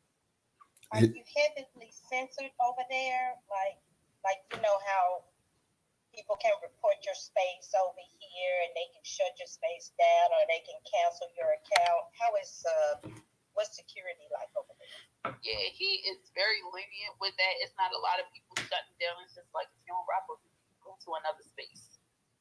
Like and even when we tried to block people, they can still be in your space and listen, but they can't get on your stage. So that's a good thing. Also, if you're like leading, like say if you have a host, see how Newstoter started this room, but say his phone is acting up, he can change over that host button to Ray, and then he could shut down his phone, fix his issues, and then go back online, and then get the crown back because it's a crown, like that you put on your head crown. Ray can transfer the host control back over to Newstoter. So you don't have to shut down the space. You know, for people that want to hold long spaces, you could take shifts. And guess what? The longer you keep that space open, the more money you make. So you may just want to do that. It's a lot of good benefits with that. You said this is called Fanbase? Yeah, FANBASE. Yeah, like I said, I created a profile yesterday, and I was just trying to post something on there, but I had an issue or whatever. So I'll definitely get with you this week sometime. I'll DM you and have you walk me through that, because I got all kind of content, you know, on news, so that I wouldn't mind putting on there as well too. So we'll definitely link up on that and then try to do that. I'll be getting off my suspension probably late Tuesday night, probably early Wednesday morning, thanks to Twitter and whatnot. So once I get that, y'all, I'm gonna start back dropping massive amount of content. I've just been having to sit on this stuff. I've been posting some on Facebook and Facebook groups and stuff like that too, but most of the content I post definitely comes on the Twitter. So I'll definitely jump back into that as well. Let me go ahead and get to my man Black Pressure. Black Pressure, you still up in here? Black Pressure, go ahead and unmute your mic. Hey, what's up, Black family? What's up, News? DJ, right? What's up, bro? Ain't nothing, man. So, what up? Hey, ain't nothing, right?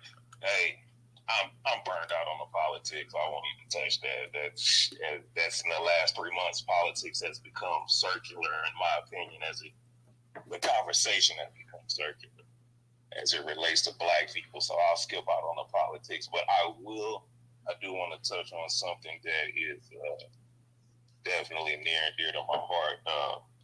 Sorry, here the young lady, is it Shanquella Robinson? Yeah, that's her name. Yeah, that's it. So I'll say this. And in fact, if Ray don't mind, I want to use our brother Ray as a great example. Like me and Ray chopped it up. I've seen pictures of his wife's beautiful queen and his kids, beautiful kids. And I'll use myself as the example because of, I guess, in my youth, because of, I'd say, narcissism and being over analytical. I sabotage that part of my life. So I'll never have the wife and kids to walk in the house and come home to. I don't have that. But I do have a 21-year-old son, right? Never been married or anything like that, but I do have a son. He's 21. Good kid. Knuckleheaded as he wants to be, but he's a good kid. He works. He goes to school, self-sufficient. I'm proud of him. Great kid. But just like I say, just to, because that's near and dear to my heart, and I see the story. Been watching the story with the young lady.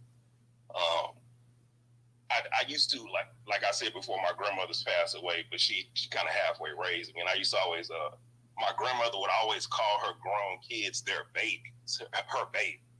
Like, you know, my mom and my uncle, they'd be in their 50s when I was, you know, a little bit younger. And I said, well, these grown ass people, what you talking about? You know, these are your babies. But like right now, I understand what that means. Like I say, my son is 21, and even all the times I'd have to jump on him and jack him up by his collar and say, boy, what you said, as bad as I wanted to kill him and just take his head off, I couldn't help but see that little baby I used to put a bottle in his mouth. No matter how much he acted up and how much he got out of line, I saw that baby, you know. So, like, I've been following the story with the young lady, and I'll say this, and y'all can say about me what you will. If I was that young lady's father, I promise you, the stuff I do to you, I will not be able to take back. That is how passionate I am about my children. I'm going to ask them hard questions. And after I get through asking questions, like I noticed the sort of space, so euphemistically speaking, I'm going to say, what I do to you, I won't be able to take back. And whatever consequences or whatever supreme being is in the afterlife and whatever consequences I have to suffer, I'm just going to have to suffer. Because if you kill my children, I'm killing you. And I'm asking and I'm not apologizing about that. Also, just some updates because I've been following it really closely. Whatever city she was from, and I apologize for not having that information.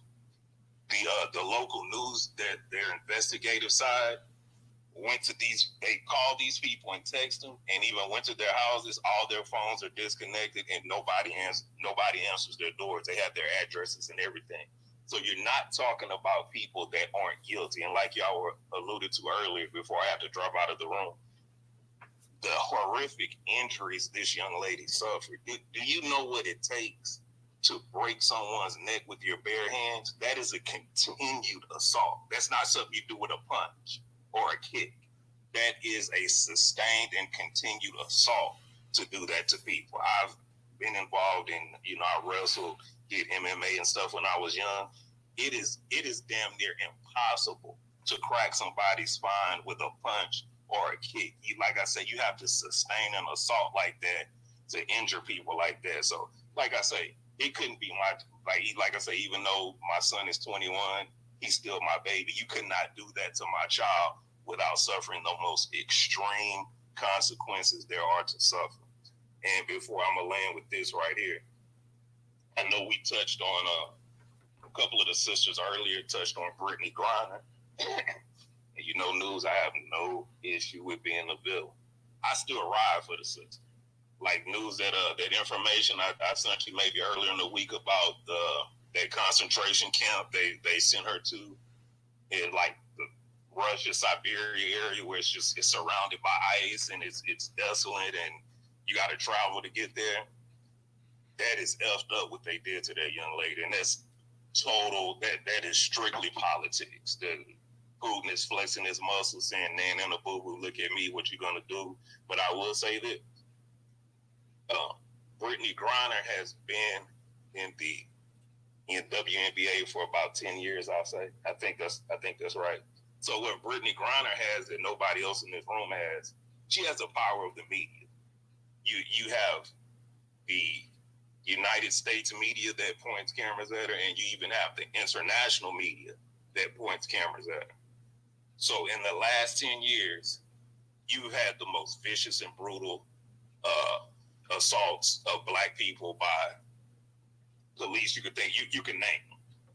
And like I say, I ride for the sister, but Brittany Griner had every opportunity to speak up for different Black people around the nation, and she chose not to. And I'll land my plane there. All right. Appreciate you coming through, brother. Glad to have you up in the space. I know it was a little minute before we heard from you and whatnot.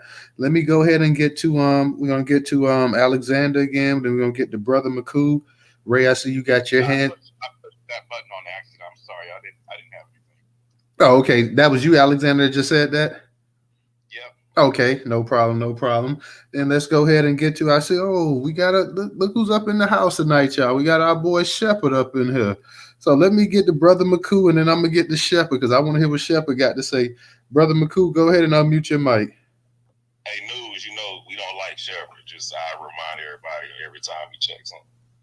Oh, you know that. I just wanted to ask my girl, Giselle, is fan base, is that on the Apple Play Store? Yep, it's on the Apple Play Store. It's like the little, I don't think it's purple. It's like a purple button with the F, like a lightning strike. Okay, I'm gonna definitely get on that, and I'm gonna definitely hit you on the back channels. I know we ain't get to link up yet, but I definitely want to learn more about that and who their spaces on that all black platform. Oh yeah. Definitely try and get the hell away from this Twitter, especially when it comes to when we mastermind in the building. We don't need to give them no heads up, Yeah, the goal is to take over the Black Twitter. That whole conversation that Isaac Hayes had on this platform was to talk directly to Black Twitter, to be honest. And you can hear some of the pandering talking points I was telling Tyler and them about yesterday. I really don't like when they do that. Don't use like Black suffering as a way to try to pull us in. Just let us know what the platform is about, and we'll determine how we'll use it. But don't, wave into our face all of the oppression that we go to try to make us buy into your brand. That's one thing I didn't like, but people trying to market whatever. And it was a white guy that kind of did it or said it, so it wasn't Isaac Hayes personally. I'm just not one. I don't like that person. I don't like that personally. But again, I've been on fan base for almost 2 years now, and it's been cool for me. The only thing is, it's not enough rooms over there. It's not enough people over there. He's at 300,000 people, and it's the metaverse, so you only link up with the people that you're actually kind of connecting with or have the similar with. 300,000 people is a lot of people, though. I mean, I know it's not the millions that you have on these mega social media sites, but 300,000 people that ain't nothing. But here's the thing: if you only got 20 content creators, it's not enough people over there. You know what I'm saying? Right, exactly. Right. I feel you, right? I feel you. Yeah, even in the room spaces, just to let y'all know, some of the rooms you like it's only 2 or 3 people. I have went to a couple of rooms over there, and it was like a dope, like little like person who do horoscopes. I'm like, this one amazing. She knew, like it was like talking to Cleo. So I don't let people go too far and do that stuff with me personally. But it's like people are utilizing the space and they're actually making money. Some people, you got the gigolos over there. They over there pimping stuff like that. But it's some stuff like that over here on Twitter and everywhere else also. So you got everybody making that metaverse into whatever they want it to be. Again, like I said, it's the Wild Wild West, so we can literally make it into whatever we want to be. Real talk there. All right. Well, I'm definitely on. I'm with that. I'm definitely. I mean, it's all in all, it's Black, and it's for us. Then we can build it up, and it'd be harder for them to take control of it. Exactly. Yeah, I'm definitely. It's a good brand. Yeah, and it's a good brand. Hey, I mean, come on, man. Yeah, and Newstoter though, it'll be huge for you, like that platform for you. And then with the Black majority, imagine if he starts that whole expanding and taking over a whole state thing. You have the power to do it over there. You really do, because there's so many open ears.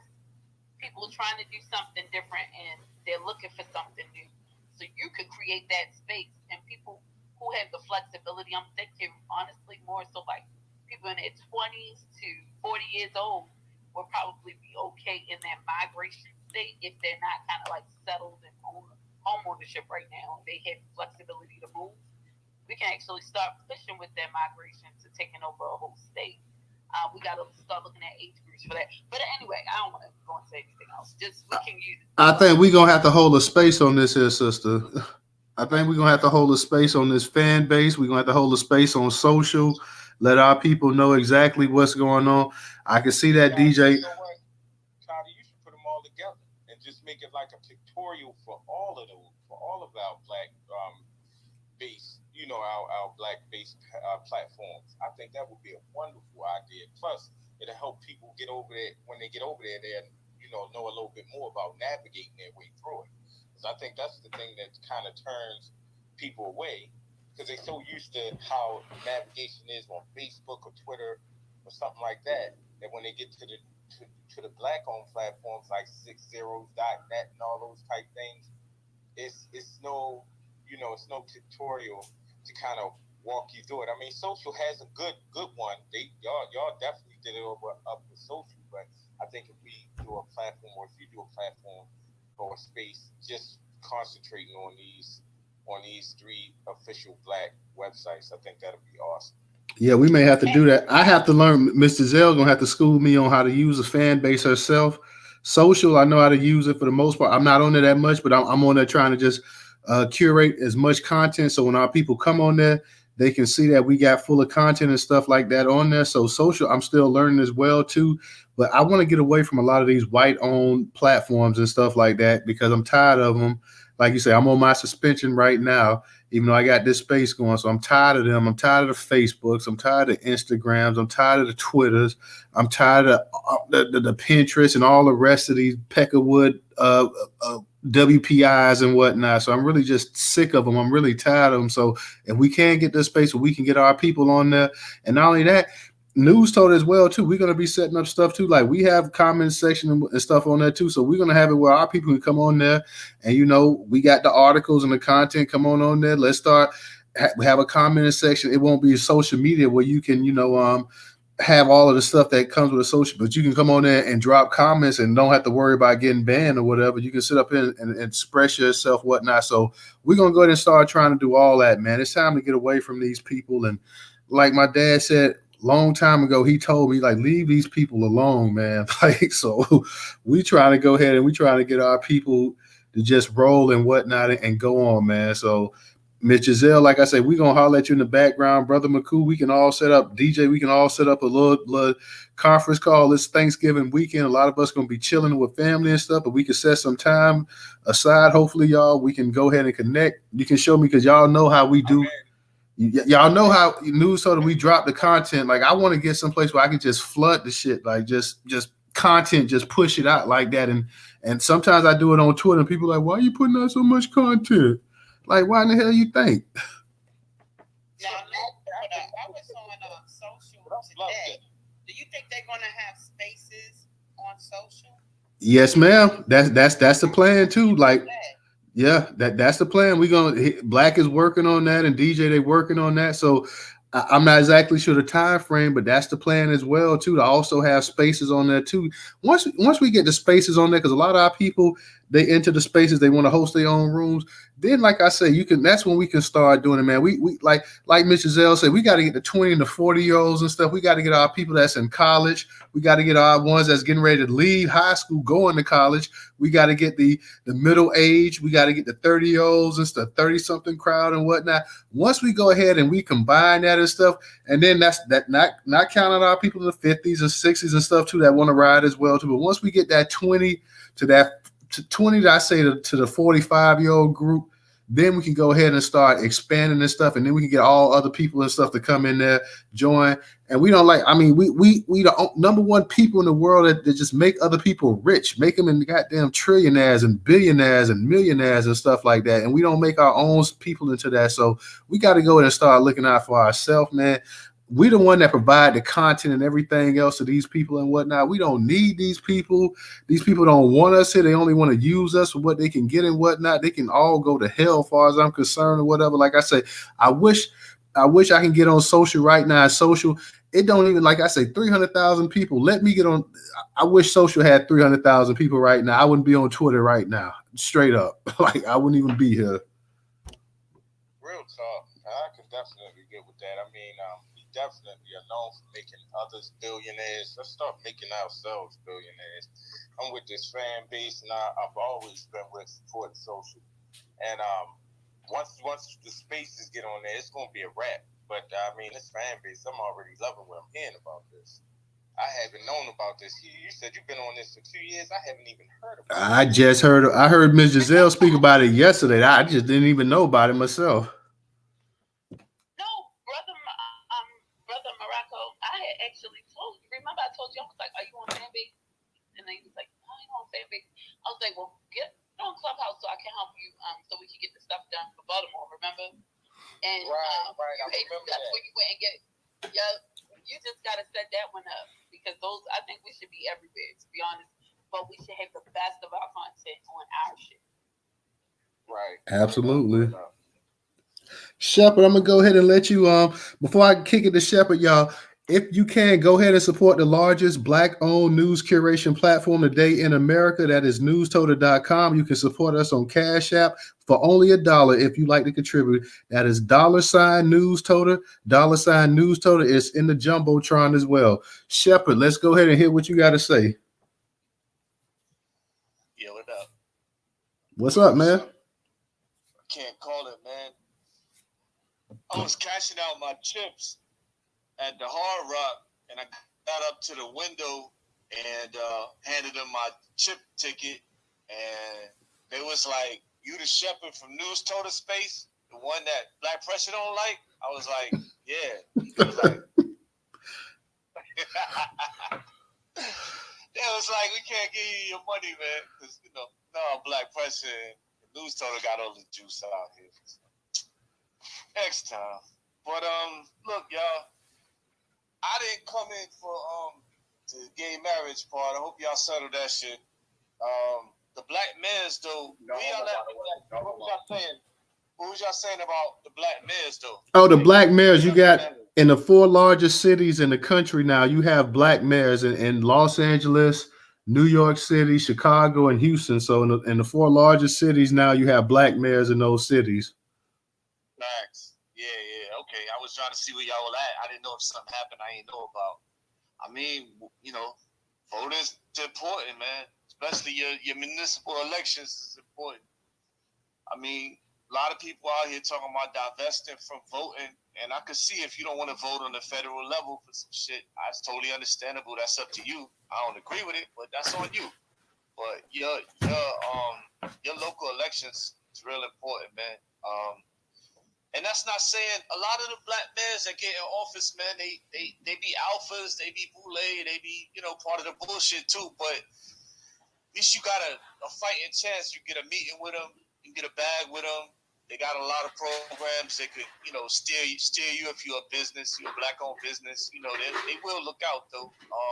I've talked to quite a few different black mayors in cities, and it's a better conversation than trying to go through them pink motherfuckers and go through all the hoops they got you jumping through, and they acting like they're doing you a favor just to even meet with you when you a taxpayer. So Hakeem Jeffries, his role before this was sort of like a thug role. Like he carried water. He was like a bully in there for a minute, like trying to be progressive but still rock with the Blue Dog Dems and the other Dems. And he was, like, kind of like the role before he got was one where, he keep people in line.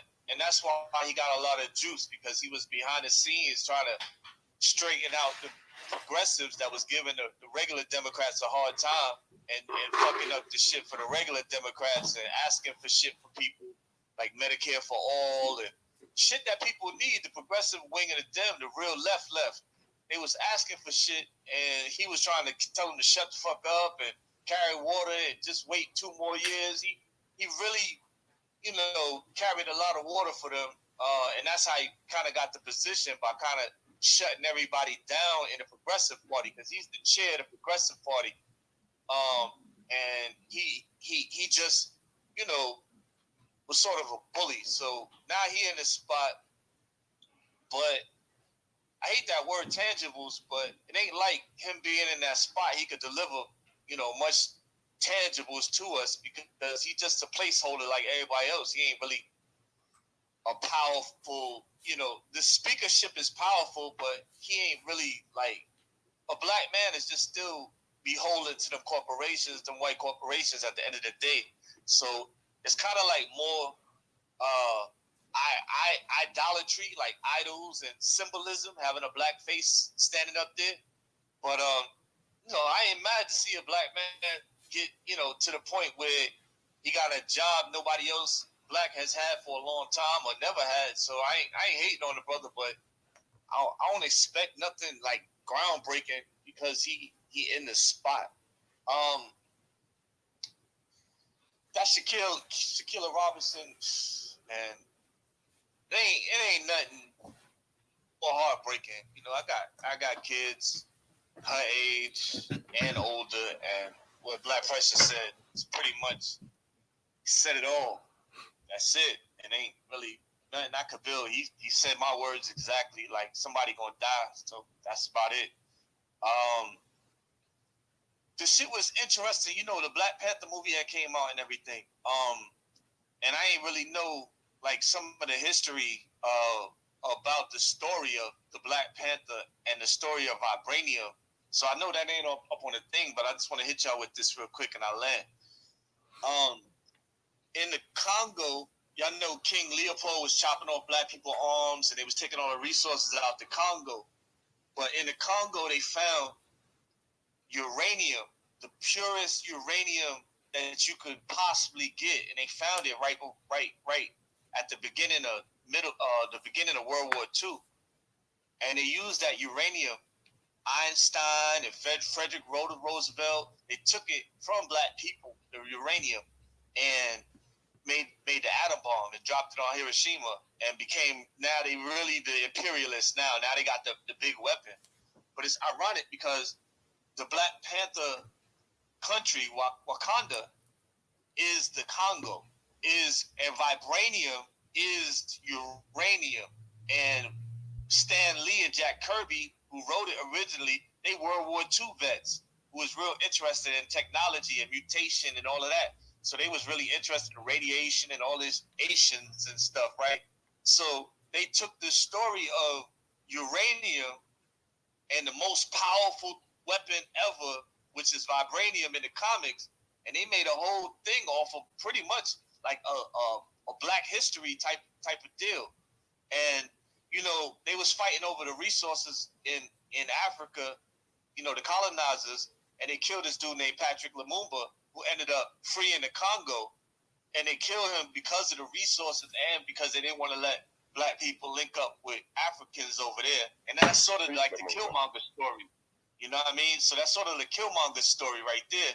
Because Killmonger was like, yo, we got the hardest weapon in the world. We need to just launch this shit on everybody who oppressing us globally.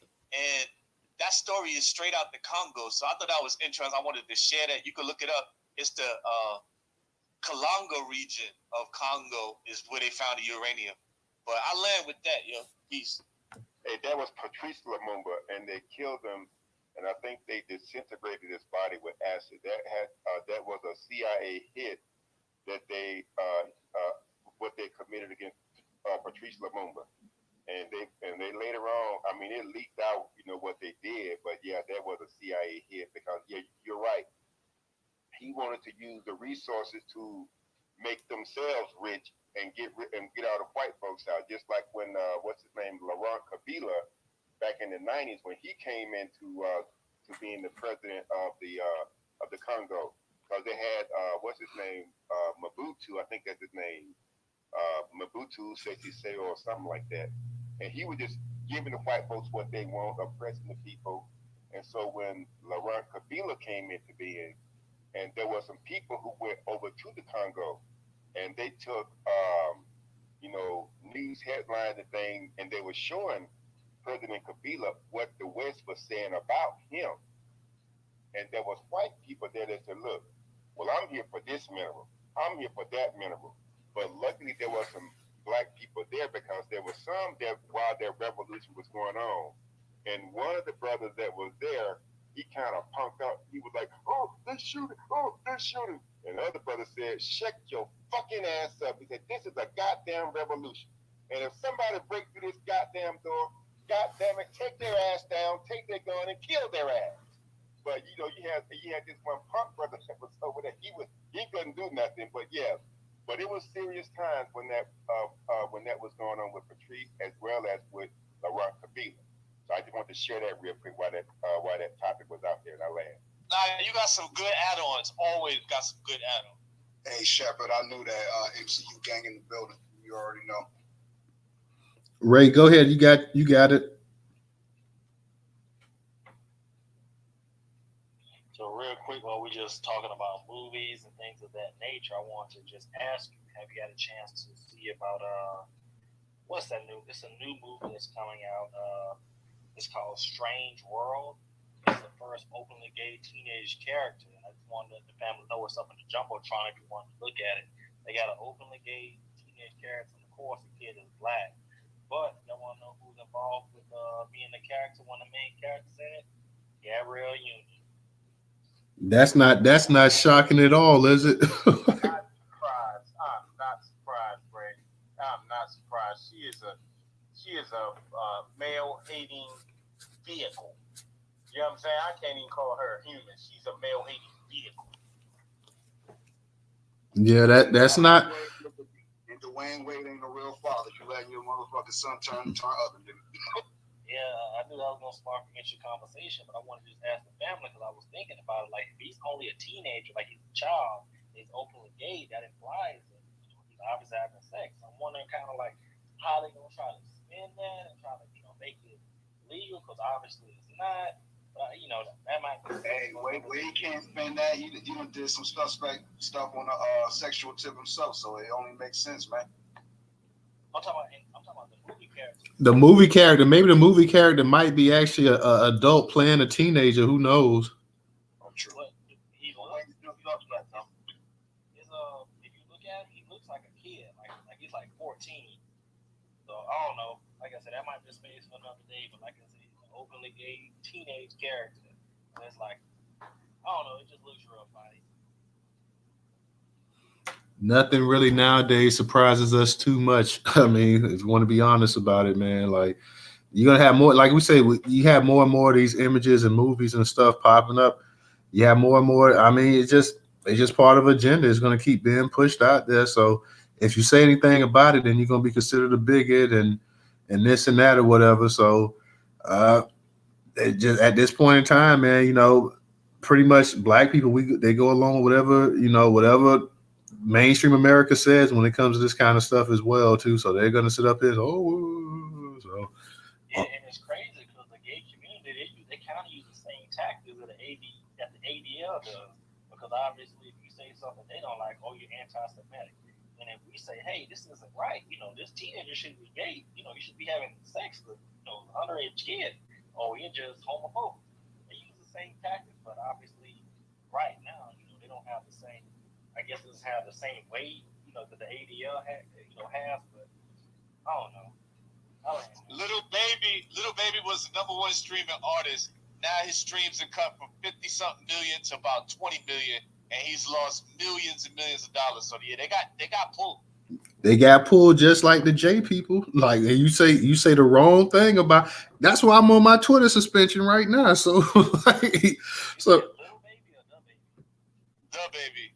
Okay, I just wanted to make sure I heard you right. Hey, that's why I'm. The Baby was the #1 streaming artist, like #1, even over Drake, over everybody.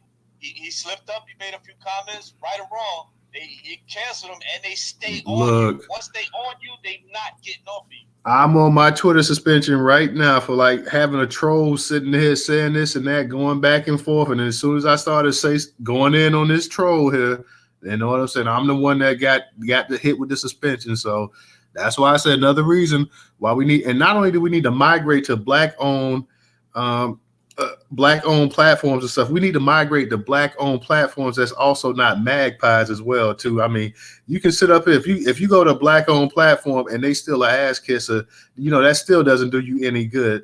You need to go to a black-owned platform where you can go ahead and speak your own truth and whatnot, and you don't have these special interest groups that go ahead and they control the platform because they're getting ad revenue from them and stuff like that.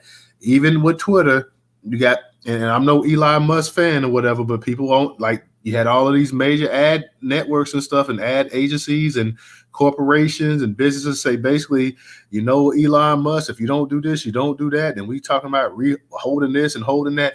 Now, Twitter needs to go ahead and stop because we see the N word and exploded so much. And even before Elon Musk bought it, you had spaces. I've seen spaces where they talking about nigga this, nigga that. And these people weren't getting their accounts banned and suspended and this and that or whatever. But if you go ahead and you say something about one of these protective classes, the J people or the alphabet people, then you go ahead and you get suspended or you get this or you get that or whatever. So just because we have to make sure the black-owned platforms we go into, that they're also not lackeys for the corporate dollar as well too. So we have to make sure that when we're going to, we can still go ahead and speak our truth. And these people are not so much in love for a dollar that they're going to go ahead and they're going to still brand you this and brand you that. So just a little food for thought. I see we got my girl Rhea up in here. Rhea, I see you was just chilling for a minute. So go ahead and unmute your mic, sister. Hey guys, how you doing? Hey Ray, how you feeling? You guys sound a lot better. I'm feeling a lot better, but I came to find out. I just found out today that I got COVID. So, oh man. Yeah. Okay, well, make sure you keep flushing that water. Stay hydrated. Vitamin C, vitamin D, and get you some black fuel. You're welcome. Hey DJ. Everybody else in the doing, yes, fan base is fan base is definitely the business. I've been over there for some time, so please join. I actually had a link of different social medias on my actual primary page that's actually locked right now because like I said, I called Shannon Sharp a good Negro, and Twitter locked my account down, which was the oddest, craziest, whatever. Yeah, I'm ready to get off of this app. And Facebook social is amazing, and I can't wait till more and more features actually develop on social. So we definitely have to make that trek. So social migration has to be the push maybe for the next few years. But I want to say for the gay marriage part, for Dwayne Wade's son, is that so he is with a girl who's a he. And I noticed that Gabrielle Union and Dwayne Wade emulate that. And it's the craziest thing to me is that the mom was saying, that, her son didn't get the opportunity to really, I think, have a full conversation, and she wasn't able to be involved in that because, the father has money and he has the kids. And he's, of course, had her in court for so many years, taking the kids from her. But at the same time, if you noticed, Gabrielle Union and him also flipped the role. And so the son is emulating that. So he's with a girl who considers herself a he. I don't know if anybody knew that or not, but I just thought that was just the oddest thing to me. It's like, pushing this kind of like fluidity, gender identity type situation, and trying to, I guess, change the dynamics of, of how we relate, I think, socially as genders. And, to say, okay, well, a man can go and dress and be anything that he want to be. A girl can go and dress and be anything she want to be. But when it comes to reproductive conversations, then they want to be like, oh, well, you can't have the onus. I think I saw the one trans person that was on this app. I don't know who it was. It came down my timeline where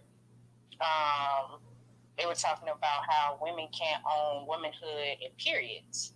I don't know if y'all saw that. And I'm thinking to myself, what? What the fuck is going on? Like, is it the Twilight Zone? How are you saying that I can't own periods and womanhood? You grow into your womanhood. I don't all of a sudden wake up and be like, oh, today I'm a woman. I transitioned from a girl into my womanhood every day. It's a learning experience. And then periods is because I release eggs every month. That's something that you're not going to release a sperm cell from your testicles and start bleeding out your penis. Like, that's just not going to happen. And it's not the same as, somebody being down with the chocolate eye and, busting it wide open and you all of a sudden have a period. That's not how this works. So it's so weird when you start having these conversations and you really start to get down to the brass tacks of it. And, people say, well, a trans man can have a baby. Well, a trans man had to have had female reproductive organs prior to. So we don't even have to have that argument. And then Shanquella Robinson, God rest her soul. Prayers to the mom and father, the entire family. I agree with Black Pressure. Yeah, and I'll leave that there. I did hear the update though that the federales finally, after the FBI has gotten involved now, the federales in Mexico are going to extradite back to Mexico to prosecute them. So now they want to actually try to step up and do something because they didn't do anything in the beginning. So that'll be interesting. If they get prosecuted in Mexico, that'll be some shit because Mexico jail apparently is just like Iran. You don't want to get caught out the country and prosecuted in Mexico. What else? Black mirrors. Black mirrors are important. They're definitely important. They can actually, I think, make or break a state or city, and hurt a state. Hakeem Jeffries, I agree with Shepard. I feel like Hakeem Jeffries was like the bully, he was like kind of like the guard. He was like the strong arm, but they never really wanted to give him true power. They wanted him to actually just, control a specific situation in politics. And with that, that keeps, Black people somewhat getting symbolism because he speaks very well. And, he's not a Cory Booker.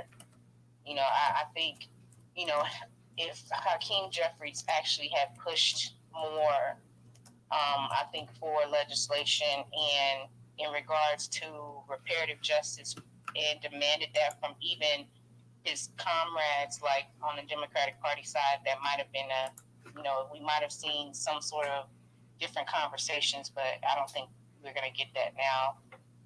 The symbolism to me is just it's a dead thing, and it's not to say that we should not respect our ancestors, and we shouldn't carry them in high regard and symbolize things that represent us. It's just, to me, I feel like you can no longer buy me with Martin Luther King, Rosa Parks conversation anymore. You can't buy me with a Malcolm X conversation anymore when the proof is in the pudding when it comes to legislation not being a reparative justice that you can actually see physically and you can feel physically as an American citizen. So I think, to me, it's more to it than just having Black faces in high places. So I've said that before. But I think I land my plane. I think that was it. Hopefully, did I touch on everything? I'm long-winded. Yeah, I think you pretty much hit everything on that one, sister. Let me go ahead and get to Brother McCoo. And I was glad to hear from you tonight, Ree. Let me get to Brother McCoo.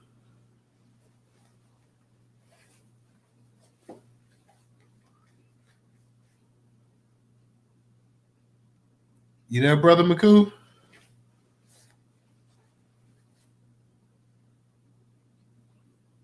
Brother McCoo could be expecting his little one to be coming, so we don't know if the brother might be there or not. Brother McCoo, you there? Yeah, I'm here. apologies. One Love said something that was serious. I seen that video yesterday of that guy. And I don't call him transgender. I call it how it is, man. They guys. I seen that guy talking about y'all don't own a period. Like, bro, we had to be in a whole state of disarray when you got a guy fighting over a goddamn period. Like that's crazy as fuck. Like we got a whole dude with a dick fighting over a period. Like man, we need to stop. We need to stop condoning this shit. Because what I find out is when you got these drag queens and all these men who call themselves transgender drag queens, whatever the fuck they gonna call themselves, they align themselves with females that condone that shit. And the females that condone that shit, along with the males that say, well, it ain't me, as long as you ain't doing nothing to me. We need to straight not condone that shit, period. You know what I'm saying? Like cut the shit. We need to stop giving them a lane so they can walk in that motherfucker. Because right now, they switching in their heels in that damn lane. And look what's happening. They beating up our girls. They killing our girls. You know, we really need to stop. That sexual confusion is a crazy thing. And when I seen that video, One Love, when I seen that on Twitter, I almost slammed my damn phone down. I was actually going to get a new phone because my phone was janky.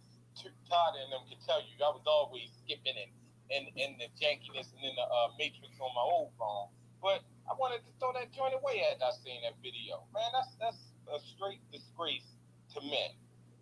Fuck your feelings. Everybody in their feelings on this shit. Well, what if your son that way? Well, my fucking son that way, I'm gonna straighten him out, get some fucking help, and fix that shit. Not condone it and say, oh, that's my son, I love him, that's my baby. Fuck all that. Real talk. Right now, from this day on, men, women, we need to not condone that shit. I'm not saying go and hurt somebody or fuck somebody up just like that, but love them and want to give them some help. You know what I'm saying? Condoning it is just like saying fuck. Man, I'm playing right there. And I think the issue sometimes that people feel like, and I really don't understand the line of thinking is that because you have a child that you have to agree with everything that child does. You can love your child and disagree with how they live. I mean, you don't have to sit up here and because that's your child, and go along with every single solitary thing they do. None of our parents have ever went along with every single solitary thing we've done. That's just not, that's just not wise parenting.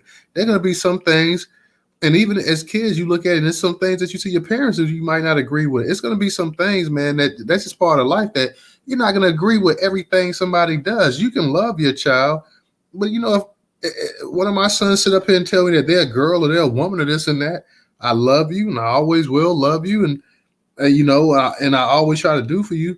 But you're a boy or you're a male, and nothing on earth is going to change that.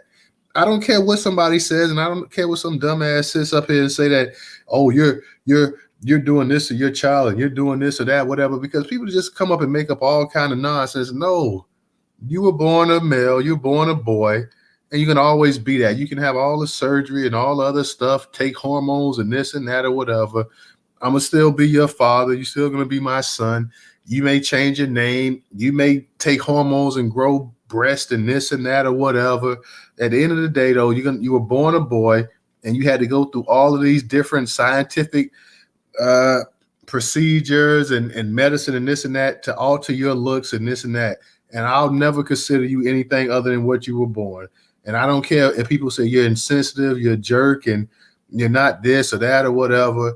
That's just the way it is. That's life. I mean, and unfortunately now we got Supreme Court justices can't sit up here and tell you what a woman is and all this other stuff. So I can't pay this kind of stuff no mind. There's really serious issues going on out here in the world.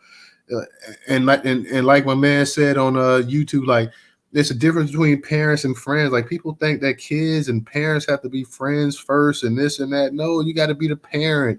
And if you can be their friend and whatnot, that's a great thing to have as well too. But your job is to actually be a parent and raise a kid and whatnot, so they can go in and live a life or whatever without, having to depend on people and just being a complete jerk or a joke or whatever. So no, there's all this dumb stuff that people want to go ahead and throw all this other alternative lifestyle and this and that or whatever, and come up and just make stuff up for the hell of it. And I don't know, man. Growing up and stuff, boys didn't play with Barbie dolls. I know people say that doesn't determine their gender, their sexuality, and this and that, but it's just certain things that boys did and girls did or whatever. And we didn't think anything about it, but now it's just I can't. I don't know. It's just a different way. It just Can I say this, Newstoter? My thing is the correction and recognizing, reality. Like, you're not going to just come on the scene and start trying to rename everyone else to try to carve a lane out for yourself. That's not, no. Because if your goal is to emulate the two different sexes and you're trying to choose which one, then you're going to still admit, like, psychologically, we're not going to play this game. You're not going to rename women birthing person and then run around calling me a cisgender. I'm sorry, I don't know. That's hate speech to me. I'm not your cis, C-I-S, okay? Cis, S-I-S, T-A, but I'm not your cis. That sounds like something that you actually go have surgery to have to take out because at some point it becomes cancerous. You understand? So, like, I'm just not, like, white, the Eurocentric eugenics LGBT community to me truly is doing the same thing that black men have for years hollered about what white feminists have done to black women. They see a pain in our people and they target that and try to exploit it to say, hey, you need to go against your own community, and this is why you need to do it, because they don't want to recognize and they don't want to protect and they don't want to, make sure that you have a voice, and that's not true. And so I really, really think we definitely need to actually have the real conversations. And then the second piece of it, you don't see white men doing that to black men. You don't see them trying to co-opt them and be like, don't you guys want to go against your black women? Don't you want to do X, Y, and Z? The only difference is they target, I think, the economics in black men who decide to divest and try to use that as a trope. Hey, you can't be successful until you marry outside of your race or something like that. But at the end of the day, like the whole movement with the feminist ideology and the LGBT, the white LGBT community, they actually, I think, abuse our people. So if you have a black LGBT person or a black female, and we have issues that we deal with, we should be able to just centralize and have that communication within our community, and not have to somehow jump on the bandwagons of these other people who literally are trying to destroy themselves and our community at the same time. That's probably a bigger conversation, but I mean. And here's the thing: is that you have a lot of gay people that tell you straight up, like they don't agree with this stuff here. A lot of gay people tell you, look, I'm a man, I'm a woman, and they're not trying to be anything else. They may be attracted to the same sex, they might be in love with the same sex, but they know that they're a man or they're a woman. I mean, so it's like it's a whole nother argument here. Like, I mean, even they like shaking their heads, like, yeah, I don't agree with what y'all talking about, like.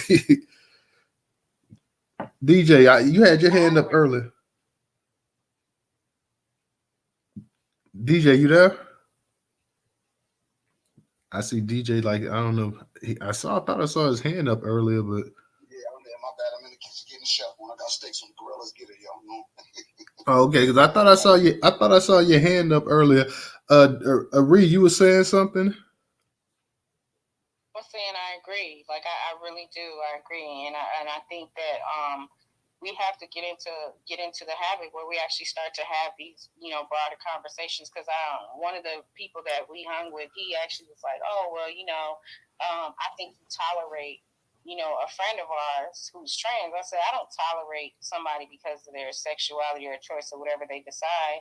They're who they are. I'm just saying in a lane where I'm a full-blown female, and I am a full-grown woman who's given birth, and who has lived my life from a child into my, adolescence, into my adulthood. You're not going to challenge me and try to say you know exactly what it is to be a woman. That's not what's going to happen here. That's not what's going to happen here. And I think that you could be honest and be whatever you are, whatever you decide to choose to be, but you're going to be honest about what's the reality of it. You're choosing to do something for whatever your reasons are, but you're not going to sit and try to rename a whole gender group of people so that you can carve out a lane for yourself. And then that, like I said, that video was very disturbing to me. Women have the audacity. I mean, he said women have the audacity. That's the nail in the coffin for me. So the audacity to claim periods and womanhood. Yeah, like my grandmother probably rolling in her goddamn grave. Like, what? The fact that a man could sit up here and tell a woman what it is to be a woman, or a woman could sit up here and tell a man what it is to be a man, is just right. It's just completely asinine. It just, like I say, these type of discussions are put on just to distract people from the bigger issues at hand. We made a circus out of this type of stuff. Things that really should not even be discussed. Things that shouldn't even be taken serious, with all of the issues that we have in the world and stuff like that.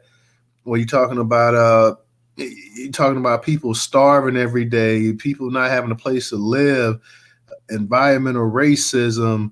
Hell, if you want to talk about climate change, even, and I know like a lot of black people not really big on the climate change and stuff like that, but there's so many different issues and stuff that we have to focus on, and to sit up and talk about a person who wasn't even born a woman, has no female organs and stuff like that we should consider them. Or I just, like I said, I can't. There's just too many different issues.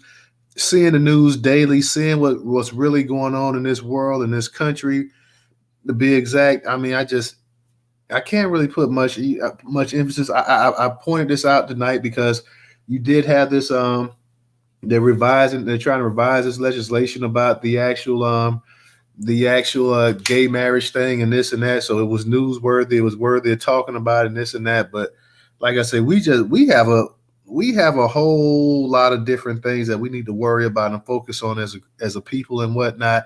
And we just simply, it's saddening to see our politicians even spend this time even talking about this. It's to the point now that, like I said, you have certain protective groups in this country. If you don't kiss they behind or whatever, that just goes to show you how the world is. I mean, that just goes to show you how the country is.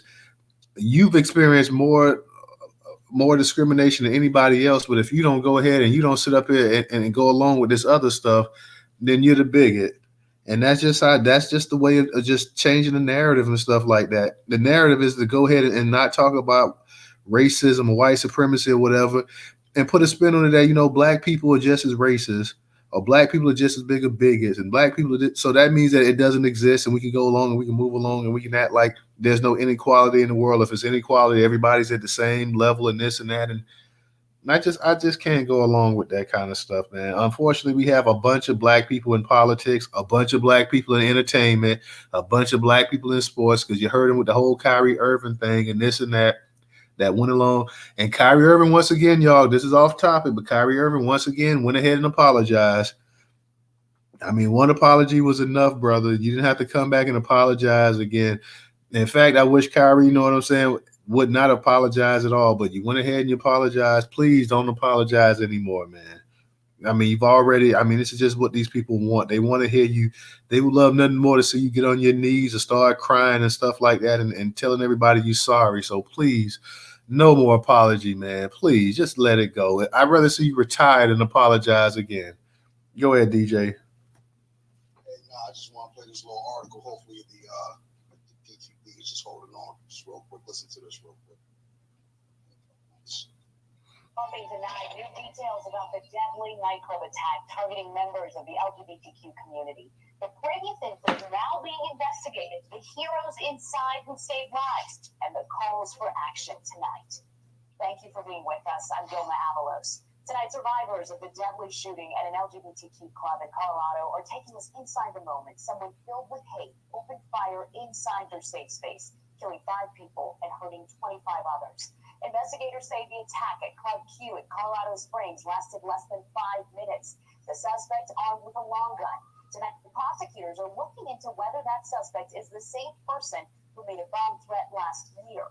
The shooting happened overnight before people were set to mark Transgender Day of Remembrance. Tonight, memorials are happening across the country, from Asbury Park, New Jersey, to Orlando, Florida, where 49 people were killed in a terror attack at Pulse nightclub back in 2016.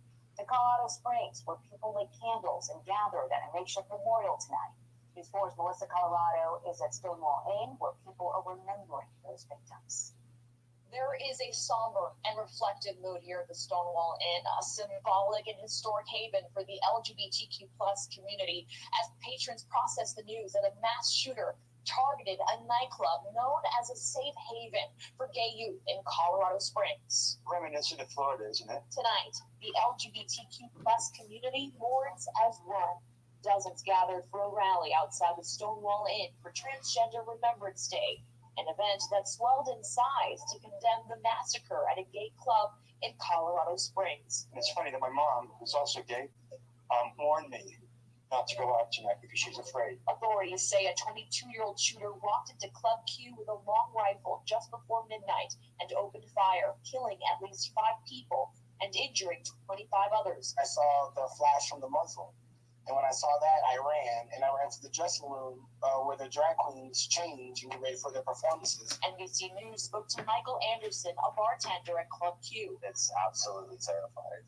I thought for a moment that I was going to die. Police identified the gunman as Anderson Lee Aldrich, who is in police custody thanks to the heroism of 2 clubgoers who jumped into action and managed to subdue the gunman before police arrived. I saw the shooter, I believe was a shooter, on the ground getting beat up by a few people who were their patrons. I don't know who stopped him, but I'm grateful because they most certainly saved my life last night. Mourners in Colorado Springs held a candlelight vigil today to honor the victims. While investigators look into the alleged gunman's history, a community is reigniting the call for gun control. Every country has hateful people and bigots. But we're the only country in the world that lets these hateful people get guns so easily.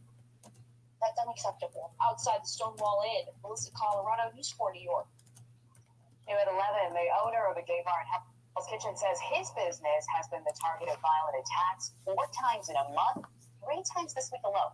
Police say someone is throwing a brick at a window of Burrs NYC while the club is packed. The owner says the most recent attack happened just last night, and this time it was caught on camera. Luckily, the club's windows are tempered glass, so the brick didn't go through, and no one inside was hurt, but nerves certainly were rattled. It's not a great feeling, and hopefully it doesn't escalate, and hopefully it doesn't affect other gay places and safe spaces in the city. And the owner says that he didn't start reporting the vandalism until this week. The NYPD is now investigating. New court documents. There you go, right there. Yeah, man, and let me just say this part, because I definitely don't condone violence and stuff like that. If people are minding their own business, leave people alone. Don't go out there attacking people. Don't go out there talking about this was in the name of God and this and that, and you don't like their lifestyles. These people have a right to live their lifestyle. They're not bothering anybody. Leave these people alone. Do not go out there attacking. That's a cowardly act in my opinion. You're going out there and you're going to start targeting people and shooting them and killing them and this and that because you don't like the way they're living and this and that. These people haven't harmed you. They haven't bothered you. You don't have to like the way somebody's living. They have a right to live their life without your approval. So leave the people alone. Don't go out there attacking people, killing people, and then try to justify it, because that's nonsense. So I would definitely never, ever stand by you going out there killing somebody or injuring somebody simply because this person is different. You don't like the way this person, who they're sleeping with and all this other kind of stuff. at the same time, when people start doing this stuff, right, it's funny how they always want to point to black people as being homophobic and this and that, but you rarely ever see black people going out here murdering a group of gay people. That incident that happened down there in Post or whatever, I believe that was an Arab dude years ago or whatever, because even there was a black person in there, and he let the black person go because he basically was saying that the black person was a victim of everything like he was and this and that. So it's funny that they always want to paint blacks as being homophobic and this and that, and the black community as being homophobic, but you rarely ever see a case where you see black people mass murdering a group of LGBTQ people simply because that they're LGBTQ. So I just want to go ahead and point that out as well too. Leave the people alone. The people are not bothering you. They have a right to live their life. You don't have to approve of it. If you don't approve of it, stay away from the people. Nobody's attacked. If nobody's done anything to you, leave these people alone. Let these people live their life or whatever. That I like I say, we do not condone that. Black people as a whole do not condone that. You rarely ever have seen, and I'm not talking about individual blacks, you rarely have ever seen, and I'm talking about not just now in the politically correct era. Back in the 50s and 60s, you never seen groups of black people just going around and just shooting people and killing people because they was LGBTQ or this and that. You may have had incidents where you had individuals go out there and put harm to gay people and stuff like that. But the black community never set up there and said, well, we need to round up these people and we need to do this to them and we need to do that to them and this and that. So no, definitely not. That to me, that's a cowardly act right there. It shouldn't be condoned by anybody. We don't condone it. We look down on it or whatever. I don't have to agree with somebody's lifestyle, but that person has just as much right on this earth to live as I do or anybody else. So we definitely don't condone that type of behavior whatsoever. Original, go ahead and unmute your mic. Yeah, the question I want to raise is this. Now, if I'm not mistaken, they're already saying that this is a hate crime. But when the massacre happened in Buffalo at the Pops Market, they were questioning whether or not this could be, have hate crime charges filed. And I just find that ironic how when things happen to black folks, all of a sudden there has to be a grammatically correct doctoral thesis produced to see if any kind of justice is warranted. But with any other group, all of a sudden, just right off the bat, they're already talking hate crime and this, that, and whatever. And I just find that to be extremely disrespectful. And what you all were saying about about this agenda, and what has to be looked at too is that TV One, they have another little network. It's called Clio, and here's what they are doing to young black people right now, especially young black women. I gotta see if I can watch it, if I can find it. I can't recall the name, but I just flipped the channel. I don't want to watch this. But they got some new show on this network called Clio, and what they're doing is this young sister, she's dating this guy, but then come to find out he is bisexual. So they're out at a restaurant, and so it's like this one guy said, "Oh, those are nice tennis shoes." And said, "Oh yeah, where'd you get those?" And then they're up there exchanging phone numbers, and the sister is sitting right here, and he's acting like, "Well, ain't nothing going on. Oh, we just like each other's shoes." I'm not really buying that one, but it's like what they're doing is trying to teach young people is that you're going to have to accept the fact that someone might be bisexual, they can still date you, and I'm like, no, this is a recipe for disaster. And so these are some of the things, and TV One is supposed to be, black owned, and I'm not trying to speak against anyone, but my point is this: you should not be promoting that a young black woman should be dating a man who is bisexual. Like I said, that is a recipe for disaster, and they understand this. And if you notice now, like what Sister Rilla said earlier, all this stuff about this HIV, they continually want to put a black face on that, as if nothing is happening to white people. And so I know people who were heavily, researched on this issue regarding AIDS, and they debate it. And what they also do as well, they get primarily black women who have a degree in the social science field to go out and convince us to accept a lot of this stuff. And so this one person, they were debating these people who came out with a professionally prepared PowerPoint presentation. And when there were certain people that was in the audience, and they was questioning them, these women, and they couldn't answer the question. So the person that they were debating, plus some people in the audience, were answering those questions for them. Because I'm telling you, this is nothing but another form of eugenics. I mean, it's an extension of eugenics, and they are going to continue to push this and move it along. And so, and but they didn't. What they didn't factor into the process was that black people would fight back and push back. It doesn't mean that you hate anyone, but it's just like you have whether it be English or math, there is a set of standards that you have to follow in order to write correctly or make sure you work the math problem out correctly. So there are standards. And so, but what they're saying when it comes to this, well, there ain't no standards. Men cannot have babies. I'm not sorry to say that a man is not equipped to have a baby. So, and a woman cannot be a man. So people just need to understand that there are standards, because what I started to do is when people start saying stuff like homophobic, I just started telling them, no, a phobia is an irrational fear of something or someone. And a person has to be clinically diagnosed to have a phobia. So you just can't go out here calling somebody homophobic and saying that, oh, they hate. No, you cannot say that. It doesn't, it defies logic to say that. And when you start pointing that out to them, because I worked in this place and I had to point that out to some people, and you see how they start looking all crazy and stuff when you just come at them with simple logic. And so that's what I just want to share. Oh, and let me say this. If I'm not, I don't know which parent, but if I'm not mistaken, you always talking about Hakeem Jeffries. I think Hakeem Jeffries.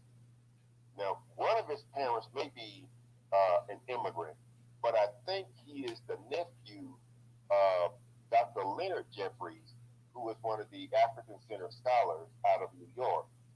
And Dr. Jeffries, if I'm not mistaken, his family came up out of South Georgia. So if somebody could share a little bit more information, I'm not sure, but I think Yeah, you might be right about that too, and that would explain his progressivism and being closer to the far left. yeah. So I just want to share that, because even with Dr. Jeffries, see Dr. Jeffries, he was one of the ones who said that that the Jays was involved in the slave trade back in the '90s, and they tried to get him disbarred. And he said somebody made a comment. Well, I thought he was a good one that we could trust. They hauled him into court and tried to get him disbarred, or they were suing him over something, and tried to get him removed from his position at, I think he taught at City College, New York, or one of those schools up there. But they were trying to get him fired. I mean, and everything, because he told the truth about they were involved in the slave trade, and they did not want. See, what they've been doing is that there is a book, and I found it because of some access that I have, and I found this book. I haven't read it yet, but the book is the book is entitled "The Jew is a Negro." It says that they have black blood, and so this guy named his name is Abernathy. He wrote this book. It was like, it's been written some time ago, but I managed to get a PDF copy of it, and because I had sent it, I've already sent it to one of my cousins. He and I were kind of on the same, we studied the same stuff, He said, "Yeah, man, I'm glad you sent me that." But if you can find it on a PDF, if you can't find it, hit me up on the DM and I can email it to you.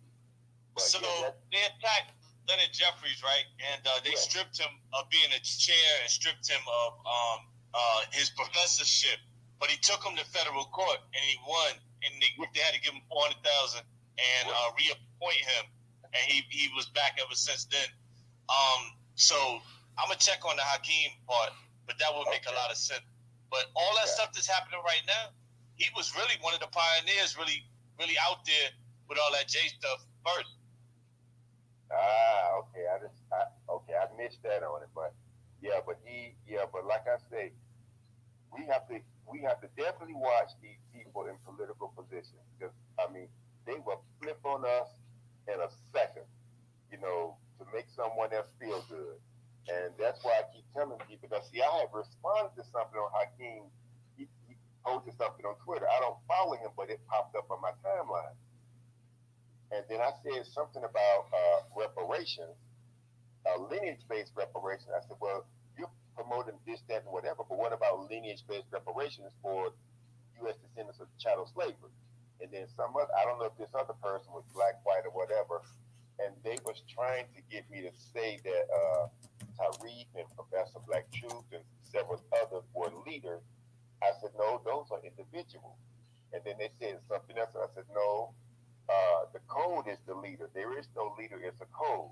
And then they got mad and they stopped communicating with me. So it's like, I mean, these people they are steadily trying to get us to label people as a leader, and that's just not going to happen. And I'll let you know that. DJ, before you go, can I say this? Before you go, when we started doing spaces before everything, I think popped off, Nas and I started talking about the code. We need to follow. We need to get on code. The code is actually the truth of information, the discovery, the rediscovery of information, and the dissecting and unpacking information, truth, history, and facts. That's the code.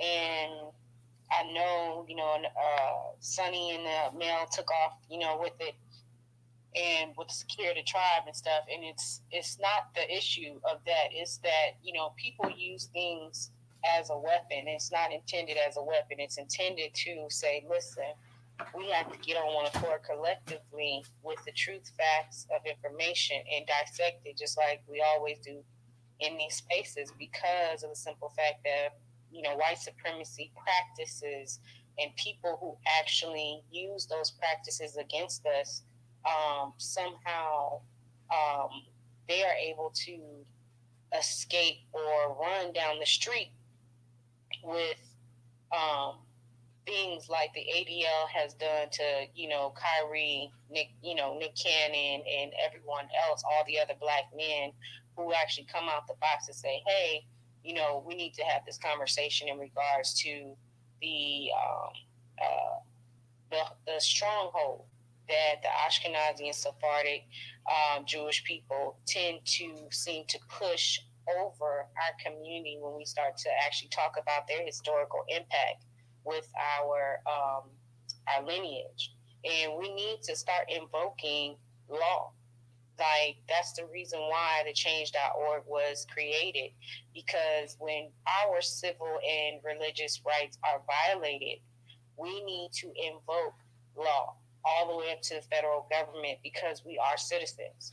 They should not have this type of stronghold over us, even in academia, to the point where they know for a fact the information has always been there. It's just not mainstream like it is now being talked about, which is why they cannot go after Ronald Dalton Jr. the way they want to, but they can go after a Kyrie or Kanye because the contracts of the people who hold business contracts can be, manipulated and say, hey, I'm going to pull this at every given moment. Like, it must be something for someone to sign a contract with me, get an agreement, and renege on it because the uncovering of slave, the participation of the Turkish Ashkenazi Sephardic Jewish community had in participating in slavery.